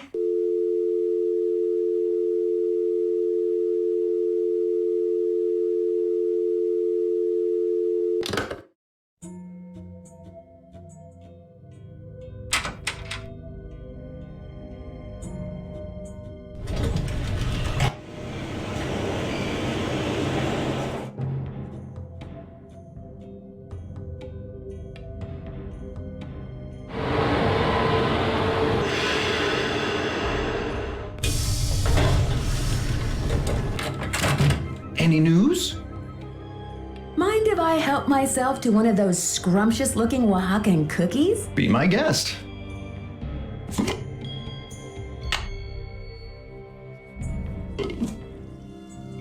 Any news? May I take a closer look at that wacky Dada painting? Be my guest. I just had a call from Poppy this morning. She says she's in a really creative period right now. I said, please, sweetie, if you get any more creative, they're going to lock you up. Pardon me a moment, Nancy. I'll be right back. I hope. Poppy said to replace it with something organic.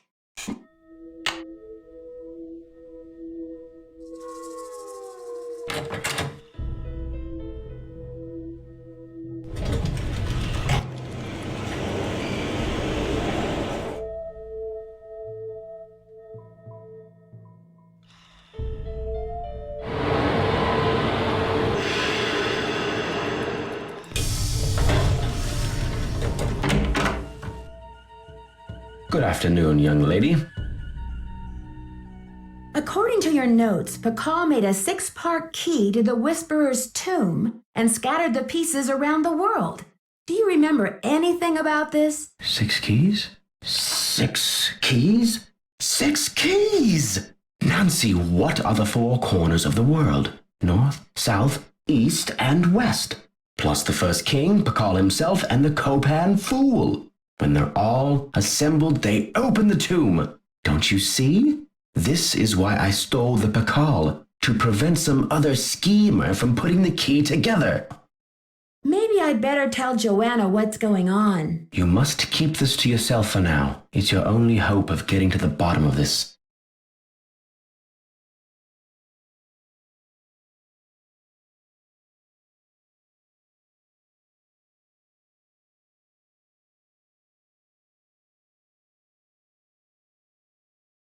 Do you know anything about the theft of Prudence Rutherford's necklace? I can't remember.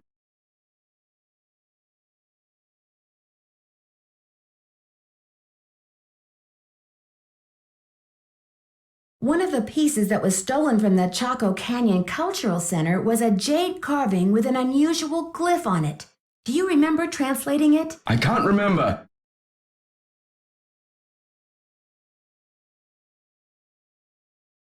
Did you use Joanna's name last week to place an order for Cinnabar with Keep It Real Restoration? You're asking the wrong amnesiac. Do you think Joanna is behind the other thefts? Who knows? You rest up. I'll be back. Be careful.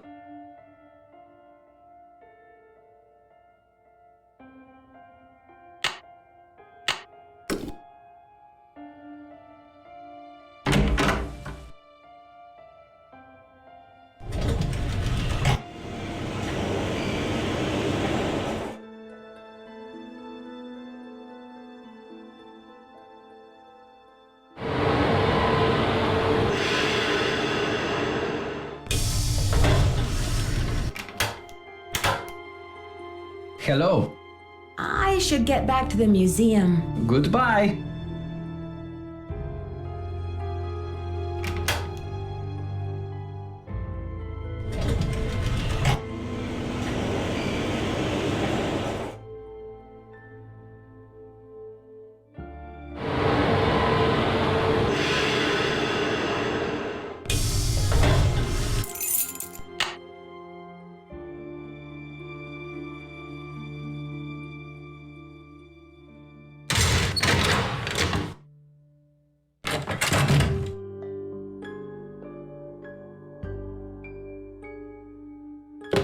You have no voicemail.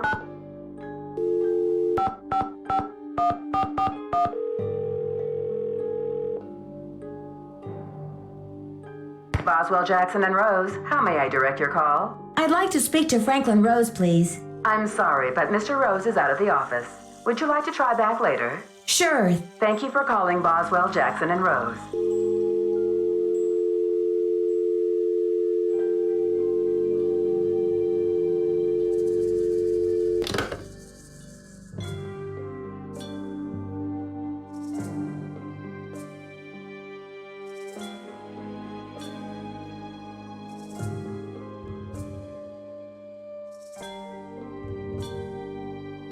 The radio tube went out.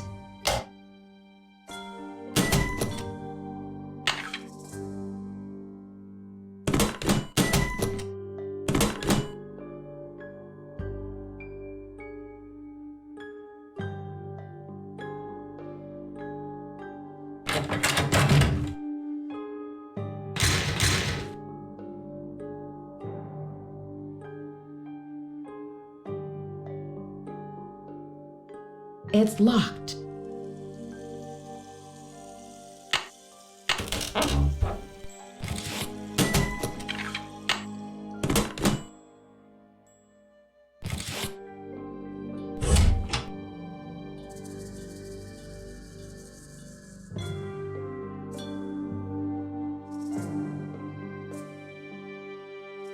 I should put in my temple key card.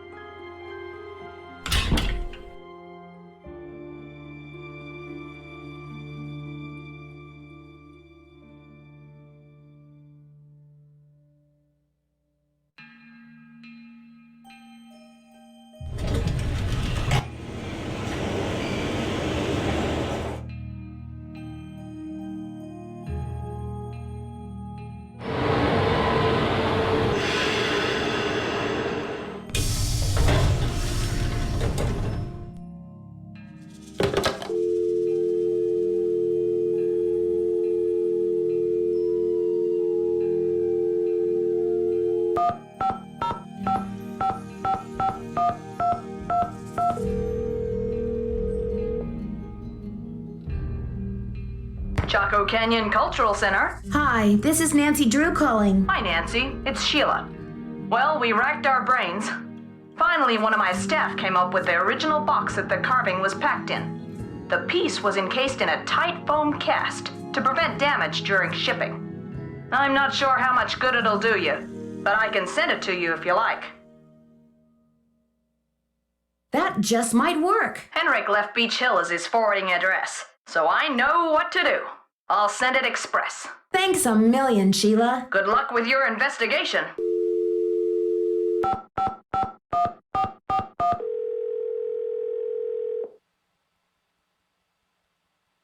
Boswell, Jackson, and Rose, how may I direct your call? I'd like to speak to Franklin Rose, please. I'm sorry, but Mr. Rose is out of the office. Would you like to try back later? Sure. Thank you for calling Boswell, Jackson, and Rose.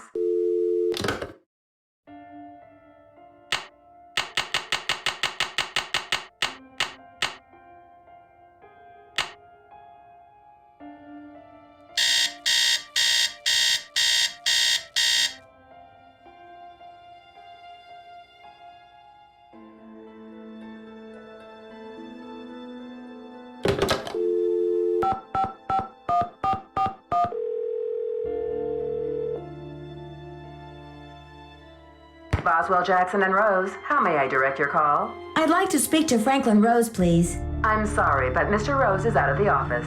Would you like to try back later? Sure. Thank you for calling Boswell, Jackson, and Rose.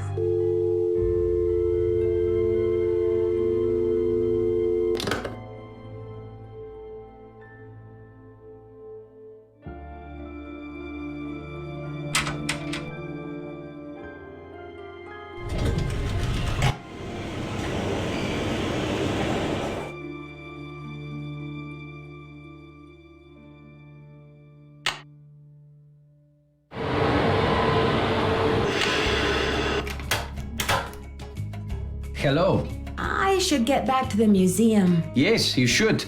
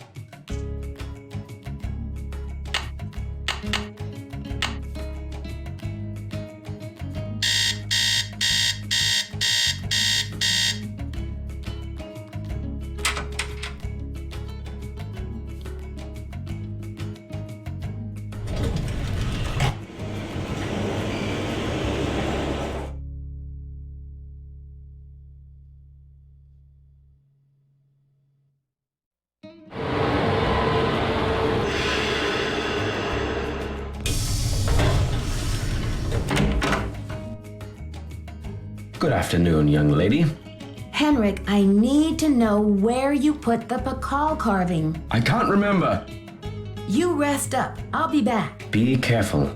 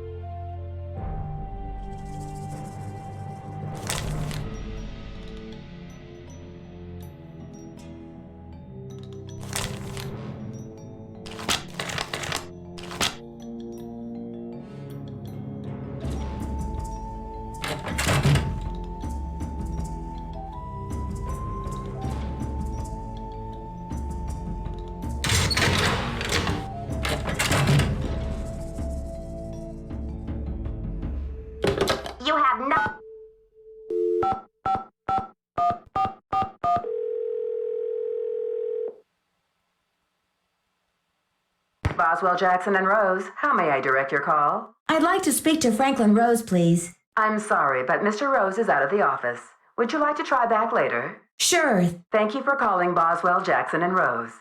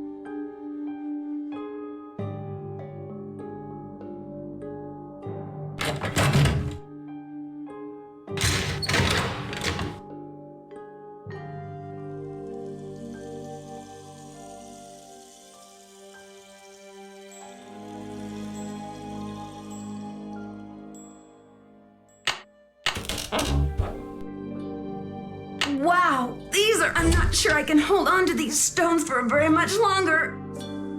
I've got to put these things down.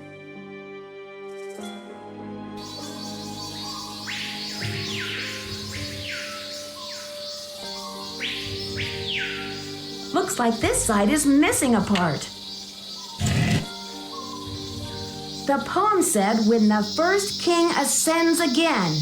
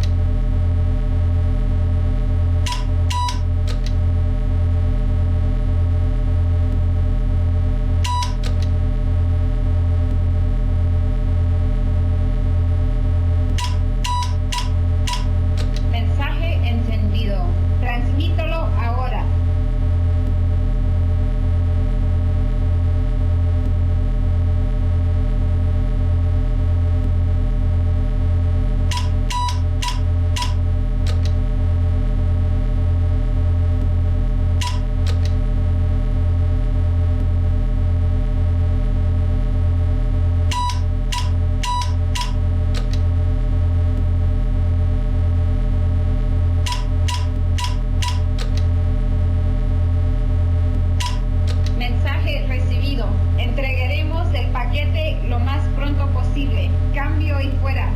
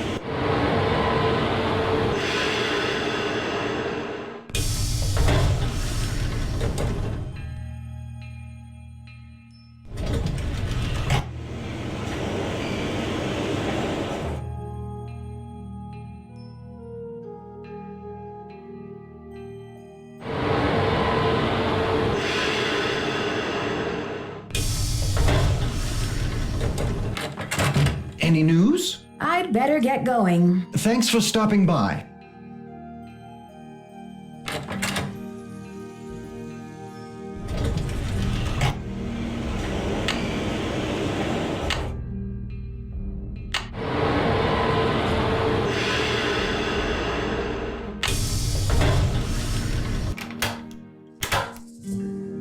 Hello. I should get back to the museum. Yes, you should.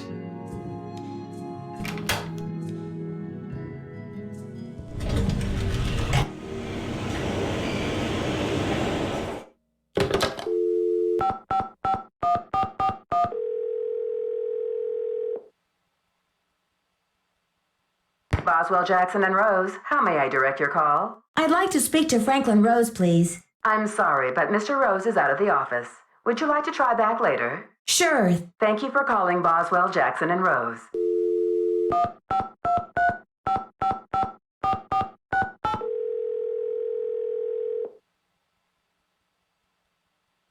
No peeking at my cards, George.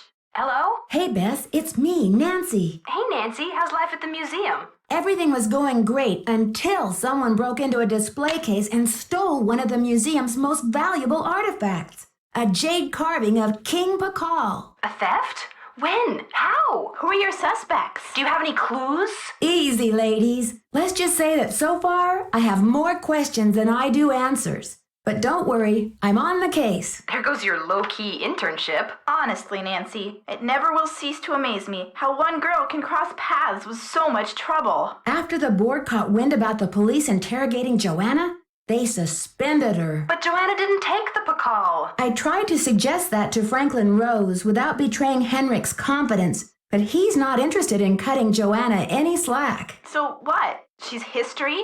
Mr. Rose said that if the Pacal carving is recovered, he'll reconsider. Well, that's just one more reason you've got to find that carving. Yeah. Joanna's ambitions may be a little misguided at times, but she shouldn't have to take the fall for Henrik. Plus which, her presence at the museum may be one of the crucial ingredients to solving this case. Detective Drew, requesting hint, please. Check out shipping and receiving to see if your package from Honduras has arrived. Detective Drew, requesting hint, please. Check out shipping and receiving to see if your package from Honduras has arrived. I'll talk to you later, ladies. Bye! See ya!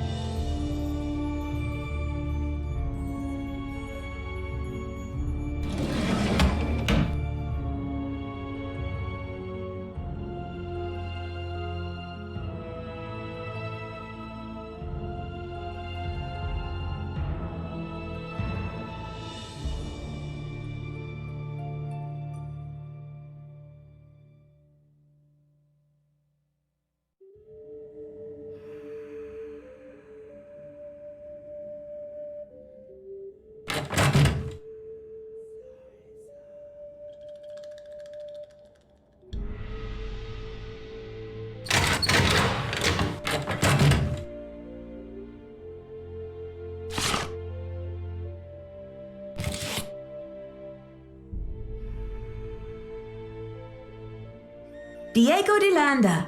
I wonder if that's one of the keys.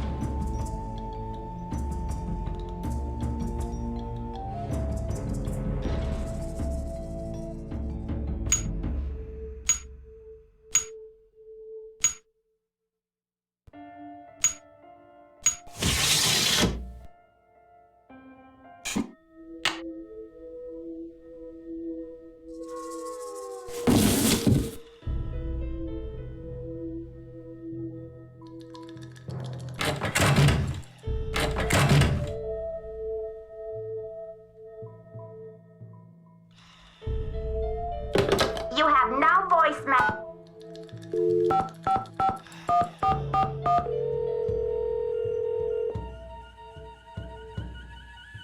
Boswell, Jackson, and Rose, how may I direct your call? I'd like to speak to Franklin Rose, please. I'm sorry, but Mr. Rose is out of the office. Would you like to try back later? Sure. Thank you for calling Boswell, Jackson, and Rose.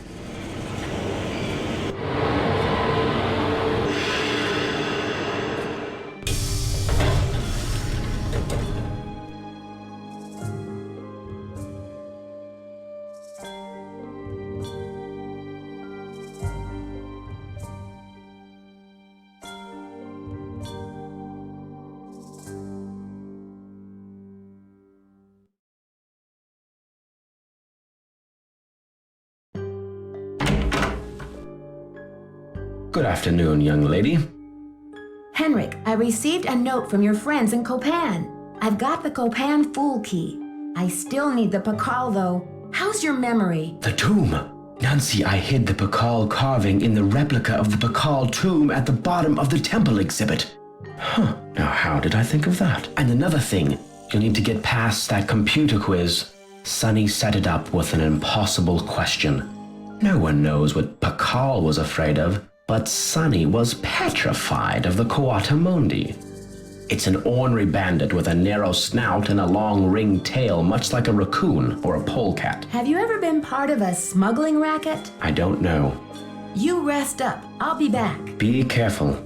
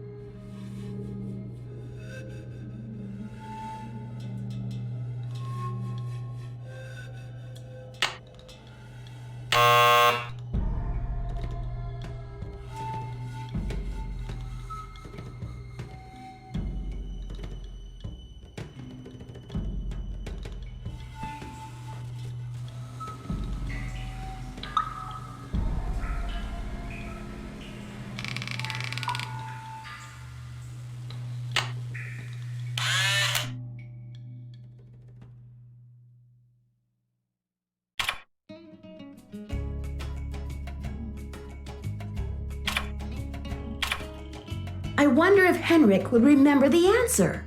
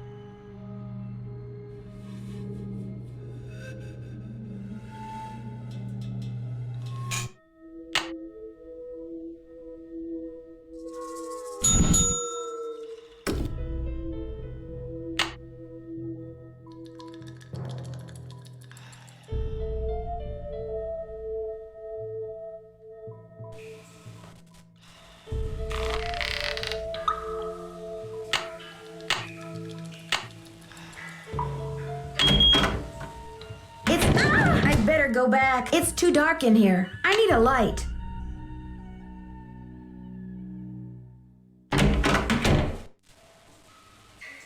It's locked.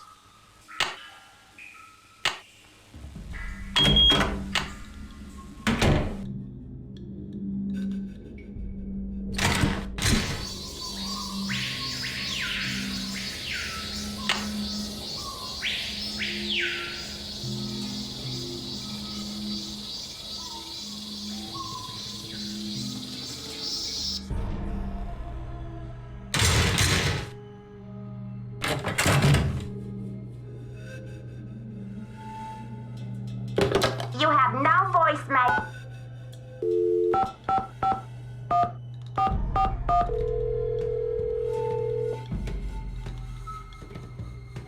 Boswell, Jackson, and Rose. May I speak to Franklin Rose, please? Who may I say is calling? This is Nancy Drew. Just a minute, please. Nancy, how's your investigation coming along? I'm making good progress, and the Pacal carving is safe and sound. But I'm afraid I can't tell you everything yet. What in the world are you talking about? I'm sorry, but I can't explain everything now. I'll take good care of the carving, I promise. What can I say, Nancy? I don't like it. I don't like it one bit. Do what you have to do, but let's get this mess cleaned up, all right? So you'll call Joanna and invite her back to work? I'll call her right away. Thanks, Mr. Rose. That's what I'm here for.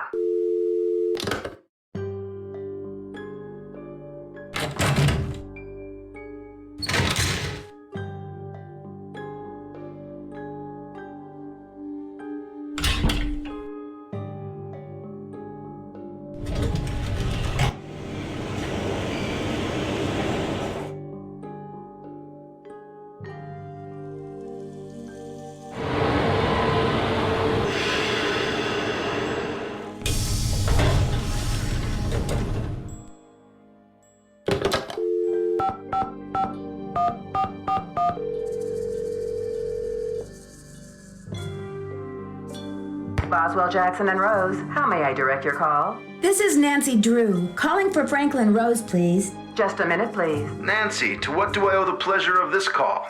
I need to contact a woman named Prudence Rutherford. I noticed she's on the board of the Topeka Commission for the Arts, and that they've donated money to Beech Hill. Any idea how I might track her down? Well, you're in luck. It so happens that Prudence and I sat on the panel of judges for the Kansas Speak No Evil Mime competition for 3 years in a row, back when I lived in Wichita. How's that for a small world? You judged a mime competition? Indeed I did. I haven't talked to Prudence in about 10 years. But let's see if I still have her in this old dinosaur of a Rolodex. Ah, yes, here we go. Got a pen? It's area code 785-555-7279. What's this all about? I think Ms. Rutherford had a run-in with a red-handed thief, much like the one who took the Pacal carving. Ha! You're a real pro, Nancy. Say, why don't I call ahead and let Prudence know what's going on? That way I can say hello and she'll be expecting you. That would be great, Mr. Rose. Not a problem, dear.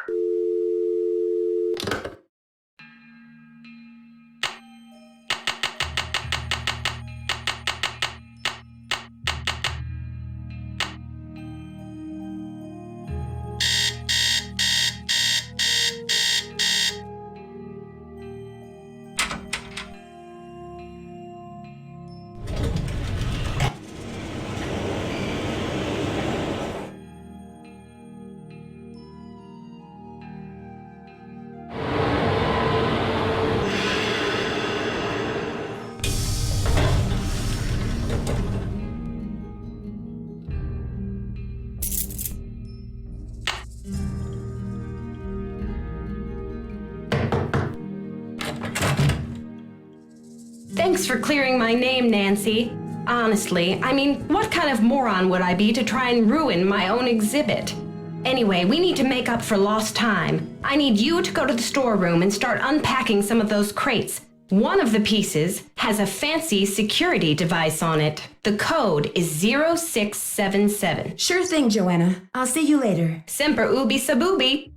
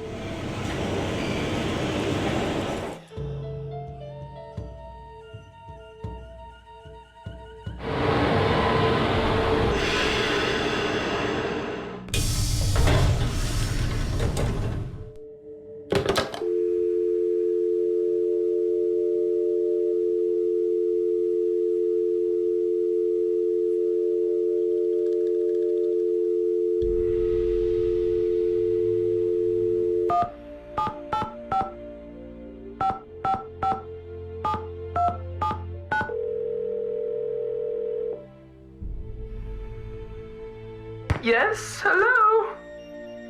Hi, this is Nancy Drew, calling from Washington, D.C. I'm trying to reach Prudence Rutherford, please. Oh, yes, Franklin told me you'd be calling. Such dreadful news about Beech Hill. I will do everything in my power to help you catch those rapscallions. To think how they violated the sanctity of my domicile. Good heavens! I'm sorry to hear about your loss. What can you tell me about the necklace? I can't even think about it. Oh, just the very thought of my precious necklace gone, stranded, orphaned, and in the hands of some dirty stranger makes my blood boil. Was the necklace a gift? I inherited it from my mother-in-law. But you see, the necklace means much more to me than just a handful of priceless rubies. More? In what way? I had the necklace restrung to include an exquisite jade carving as the centerpiece, A genuine artifact of the ancient Maya. The carving is not only one of a kind, but a Rutherford family heirloom given to me by my great-grandfather when I was just a little girl. What does the jade piece look like? It features a rare glyph. No one's been able to give me a precise translation, but most epigraphers have agreed that it has something to do with a snake, the color green, and the direction south. It's terribly fascinating. About the theft, where were you when it took place? At 3 a.m.? Well, I was home, of course. Lost in sweet slumber. I don't grace the social circuit the way I used to. That brazen fiend crept right into the bedroom and took my necklace away. Where was I? Picking peaches in the fruit-laden orchards of my dreams. I feel like such a fool. Was anything else taken besides the necklace? Nothing. Not even my brand new Dada. Synesthetic, interactive, organic journey? Ha! I always knew Dada was overrated. One moment, dear. Off! Off the sofa, you nasty beast! Now! What are you doing? What did I say about the sofa? Bad, bad, naughty bad! I'm sorry, dear. What was I saying? About the theft. Oh, yes! Oh, they must have known. The rest of my valuables were left untouched. Frankly, I don't know whether to be grateful or insulted. What about evidence? The first thing I saw when I opened my eyes was this positively ghoulish red handprint on the wall. I nearly jumped out of my skin. A red handprint was left at the scene of the crime at Beech Hill, too. Ms. Rutherford, I'm almost certain that these robberies were committed by the same person. But why? What is so special about these carvings?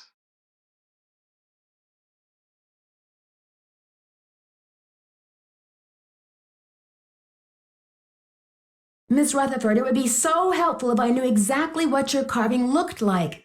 Could you send me a picture that shows it in detail? I can do better than a photo. The insurance company made this dreadful replica of the necklace with the idea that I would wear such a thing to public functions. Please! But I could send that to you if you'd like. Oh, that would be wonderful. How soon could you have it here? You'll have it tomorrow or the next day. My secretary will have the address of the museum. Now, if that is all you require, young lady, I will need to attend to other pressing matters. Thanks a million, Miss Rutherford. I won't let you down. Call me Prudence. Oh, and Nancy, when you find the villains who did this to me, do me a favor and give them a sound thrashing. You're coming through loud and clear. Bye.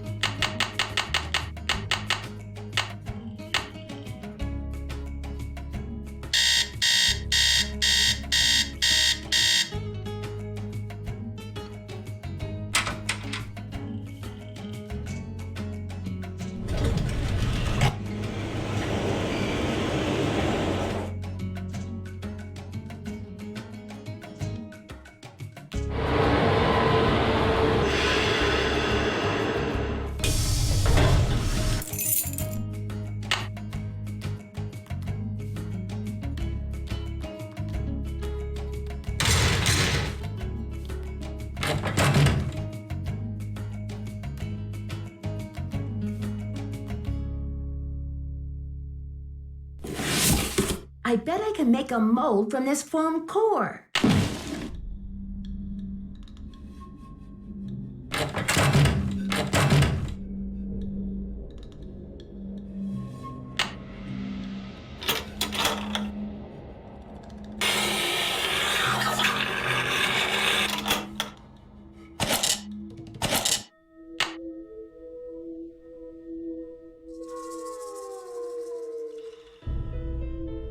According to Henrik's notes, I need to make a key out of these pieces.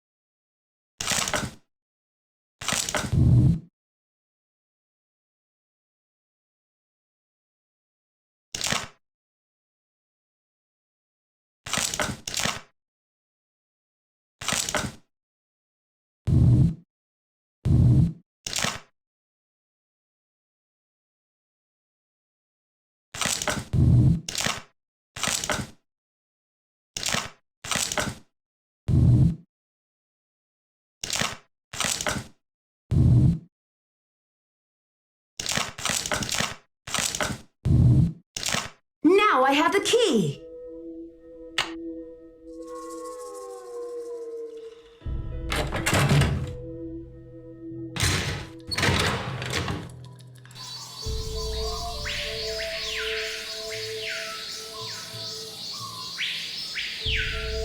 Interesting.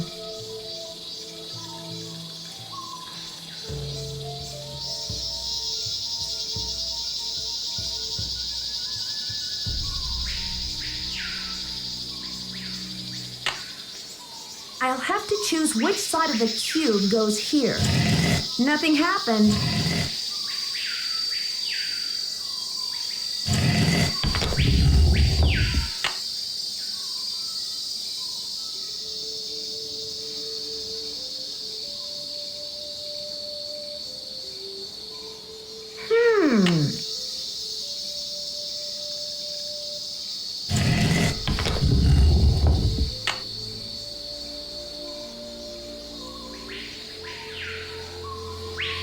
I've already solved this part.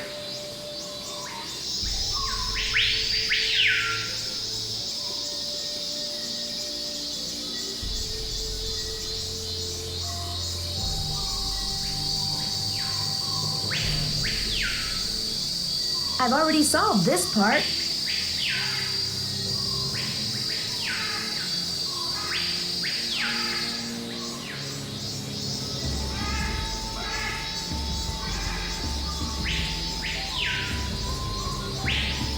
I've already solved this part.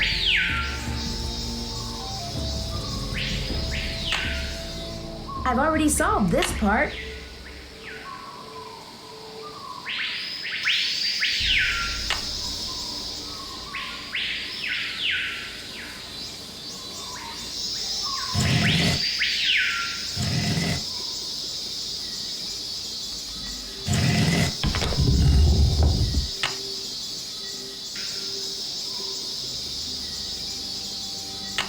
This should be the last step.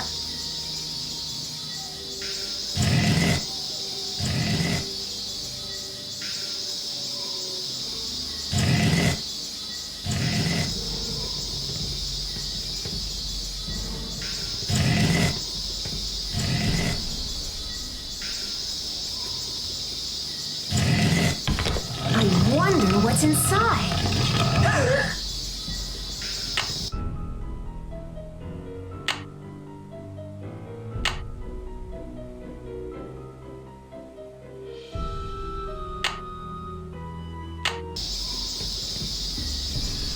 It's blank. Who's your friend, Nancy? Boo. Taylor Sinclair. Who'd you expect, the Tooth Fairy? Looks like someone forgot her beauty cream. I guess we can't all age gracefully. I'm sure she would say the same about you. You've been a top-notch assistant, Nancy, but I'm afraid you're just not going to make it in the art world.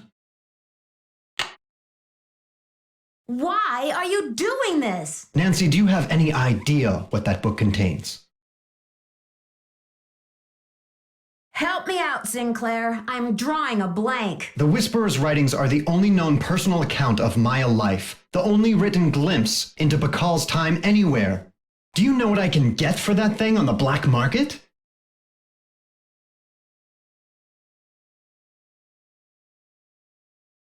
You have no right to do this. The book is not yours to sell. Simple economics suggest otherwise. And I am the art dealer. This tomb and all of its contents belong to Mexico. Finders keepers, I say. Nobody even realizes this thing has any contents. Won't they get a surprise when they finally open it up and find that it contains a 7th century scribe and a 21st century detective? Adios, Nancy.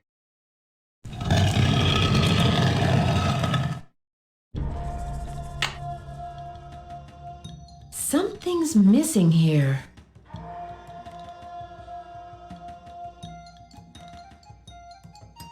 I'm starting to run out of air in here.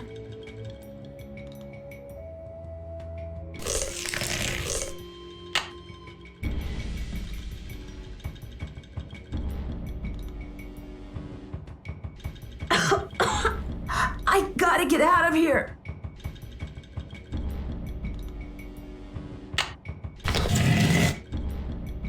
I'm suffocating in here. Let me out.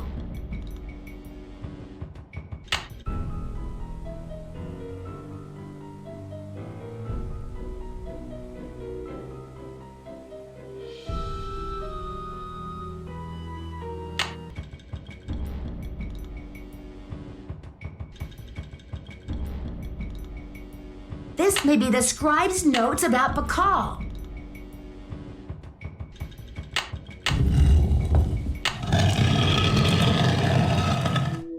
Behold! Our heroine emerges from the tomb, like a mermaid from the sea. Meanwhile, the foolish villain stews in the sour soup of his own miscalculation. From deep in the recesses of time, a wise royal scribe whispers her thanks. And a priceless chapter of history is rescued from obscurity. Way to go, Nancy! What in the world? Ah! Confound you, Nancy Drew! Dear Dad, it was great to talk to you on the phone last night. I can't wait to see you back in River Heights where I can fill you in on the whole story. Can you believe that your own daughter was recently standing face to face with a real mummy? Now that the scribe's book has been recovered, I understand how important it is and why Taylor thought he could make a fortune selling it on the black market. The book contains one of the only personal accounts of Maya life and existence anywhere. I'm sure it'll be a tremendous addition to our knowledge of the Maya once it's translated, that is. And now that Henrik's memory is back up to speed again, I'm sure he'll be itching to get to work on it. Taylor Sinclair won't be making any art deals for a long time, though, that's for sure. I guess I shouldn't be surprised about Alejandro's discovery that the Pacal carving's provenance documents were faked after all. When Franklin Rose and the board found out, they arranged to return the artifact to Mexico right away. Mexican officials are so happy to have the artifact back, they have pledged a new era of diplomatic relations with Beech Hill. Joanna sure learned her lesson about making deals with shady operators like Taylor. The board has agreed to give her another chance as long as she reforms her business tactics. And what else? Oh yes, Poppy Dada's announced a new direction in her artwork. All her new paintings are going to feature, what else? Mysterious red handprints. So I guess everyone is taking off in new directions now. I'm going to stay and help this exhibit get launched. But I'll see you back at home in a couple of weeks. Have a safe trip home. Love, Nancy.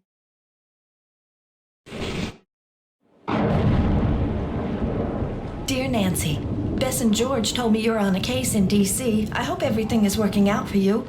I wish I could say the same for me. I'm planning on living here, but there's been some trouble. I think someone or something doesn't want me here. Please, Nancy, I'm afraid I can't stay here very much longer. I know you're busy, but I'm desperate. I need you to come out and investigate. Please say you will. Your friend, Sally.